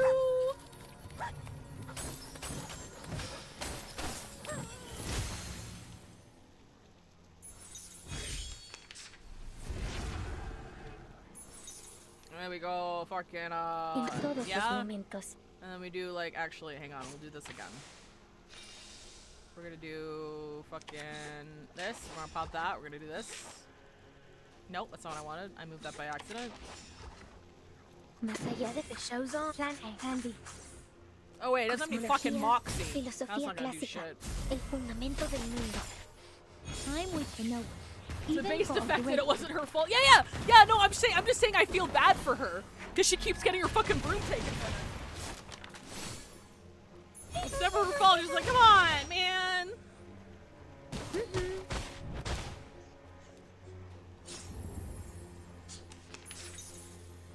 Okay, and then if we do this. We do this. The show's on, hounds. We do this. En todos los momentos. We do this. El camino I think a she Tlön. pulls ahead. The broom should be its own character, that'd be funny. She also got captured in Brazil, that's right! We can't bring this girl anywhere, bro. We cannot bring her anywhere. Her staying out of trouble skills have some broom for improvement. Shut. En la acumulación de laberintos. Suéltalo todo una vez más.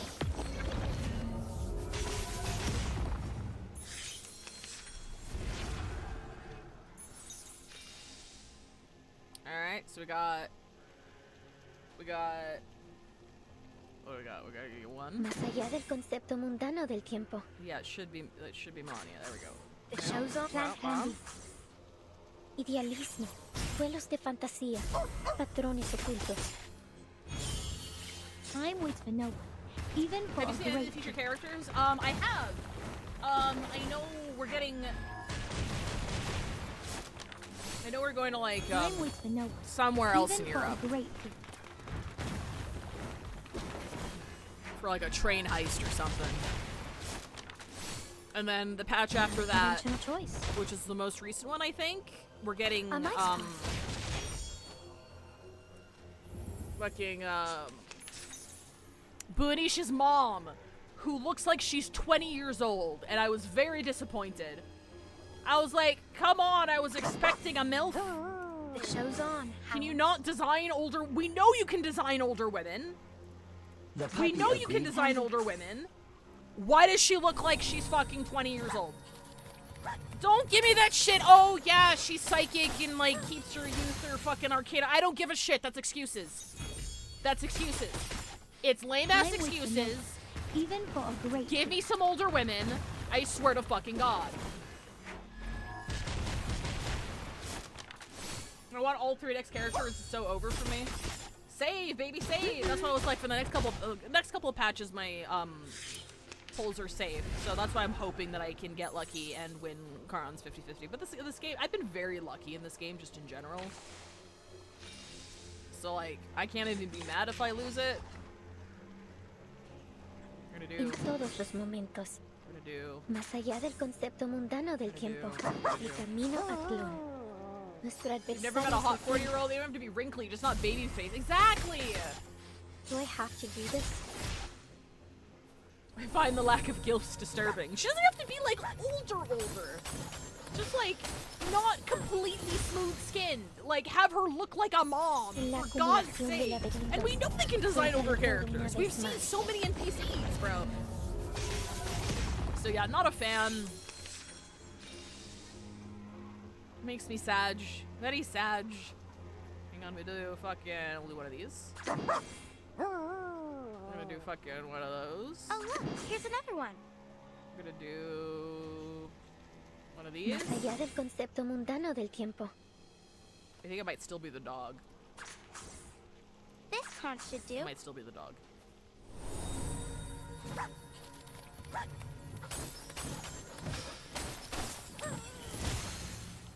So my question was, who's the baby daddy? I have not played her side story, so I don't know if it's answered there.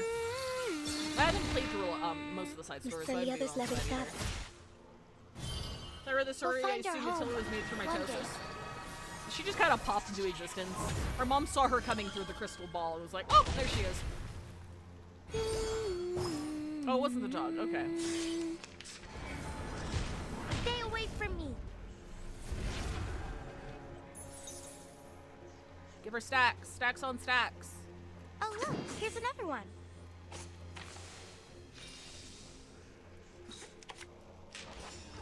We're gonna do 1, 2, here's another one. 3, 4. We'll find our home. One There's day. no reason to continue, really. We've already gotten triple S. There's nothing above. Is there something above triple S? I don't think there's anything above triple S. You are not welcome here. Until they're popped out of her head like Athena. There you go, Ned.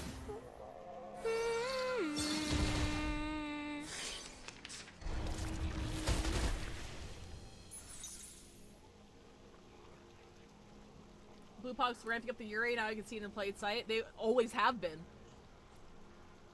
The only other gacha on the market that's appealing to the Yuris is like, isn't it like Path to Nowhere?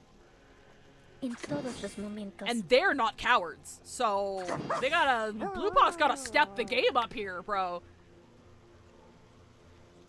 They're getting defeated on their own turf. Filosofía clásica. El fundamento Path to del Nowhere's mundo. got some hot older ladies, dude. And they want to fuck you. Like, it's crazy. You are not welcome here. An unconventional choice.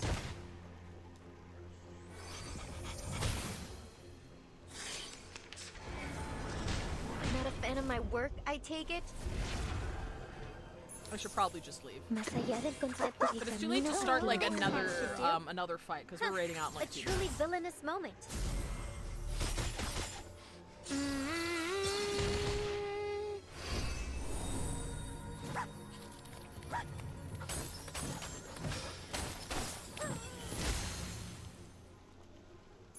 En la acumulación de laberintos, suéltalo todo una vez más.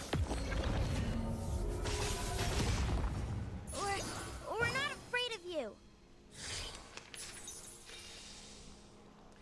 Alright, what do we got? We got fucking why can I never hit the double on fucking Recoleta, dude? I'm timing this so bad. Look at me not know shit about fuck. Más allá en todos los momentos. We'll find our home one day. So much more in 3.1 for Rid 2. Let's go. We're playing them on this channel. I've played every patch of Reverse 1999 on this channel since like I want to say Isolde's chapter, I believe. We got all the events and stuff. Well, not all the events, but I mean like anything with like a story. So not just main story stuff. Event stories. All the VODs are uploaded and labeled all nice, Juegos de like. fantasía. Patrones ocultos. Nuestro adversario es el tiempo. I'm actually gonna hold on to this. I'm gonna hold on to this until we can get a double.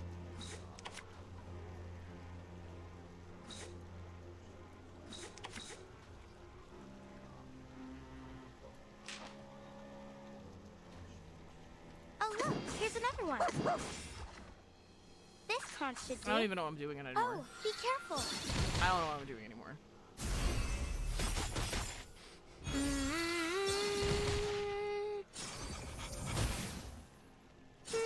Races on Game Award nominees are going to be revealed tomorrow. Hopefully CK Bonanza's on there. Cool.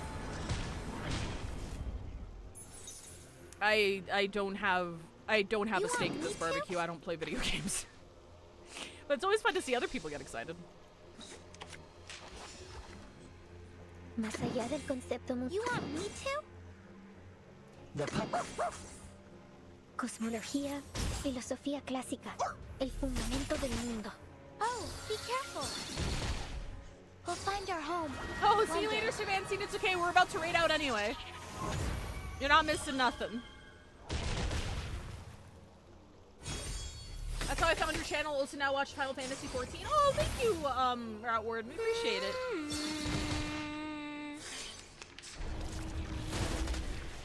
Can I reveal a secret? I don't know what procs the precast. I don't actually know what conditions I need to fill. I'm not good at this game, bro. Agreed with your decision. When do I get the precast? Do I have to use a certain number of ults?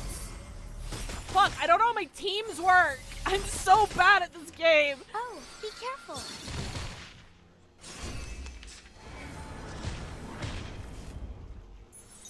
By My brother in Christ, where is my precast? The show's on. You want meat, Candy? In todos los momentos. Time waits for no. I just want to do a double Recoleta alt before we fuck off.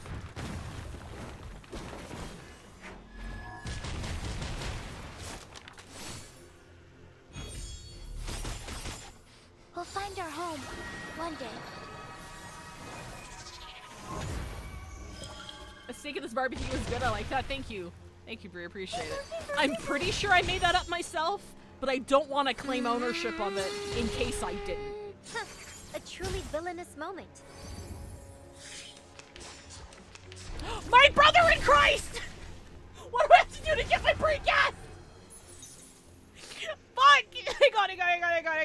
Hang on. Let's do something. Hang on. Let's fucking hang on. What do I do? What do I get my... Do I have to ult though? Because I wanted to use a precast on Recoleta.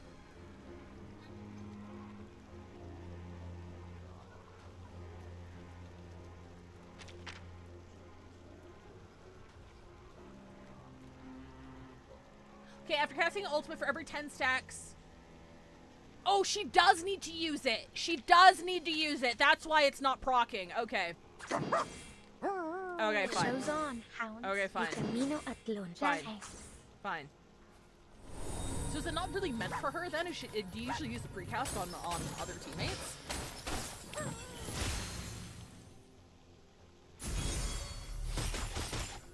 You are not welcome here. Or is that why you use Melania so that she overstacks on her Moxie?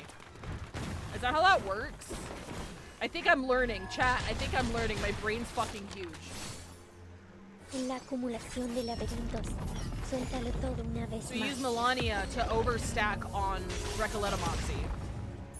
So that she has it for the next precast. I didn't stack it enough though. Never mind. Never mind. Yes, I did. Never mind. We're great. We're beautiful. We're wonderful. Look at us go. Look at us fucking go.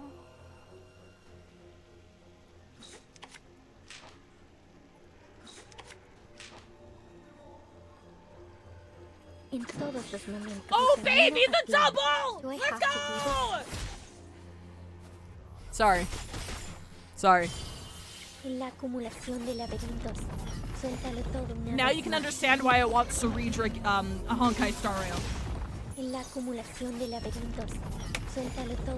I want Ceredra Honkai Star Rail so bad. Okay, alright, I'm done. We're not sitting here for another 10 rounds.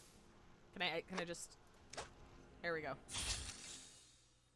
It was nice 99 free, looks like it is absolutely free. It is a gacha game. So that means everything is free.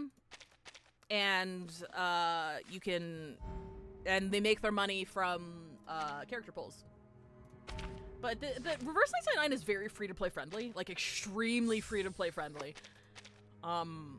More so, Reverse 999 nowadays is more free-to-play friendly than any of the... Whoa!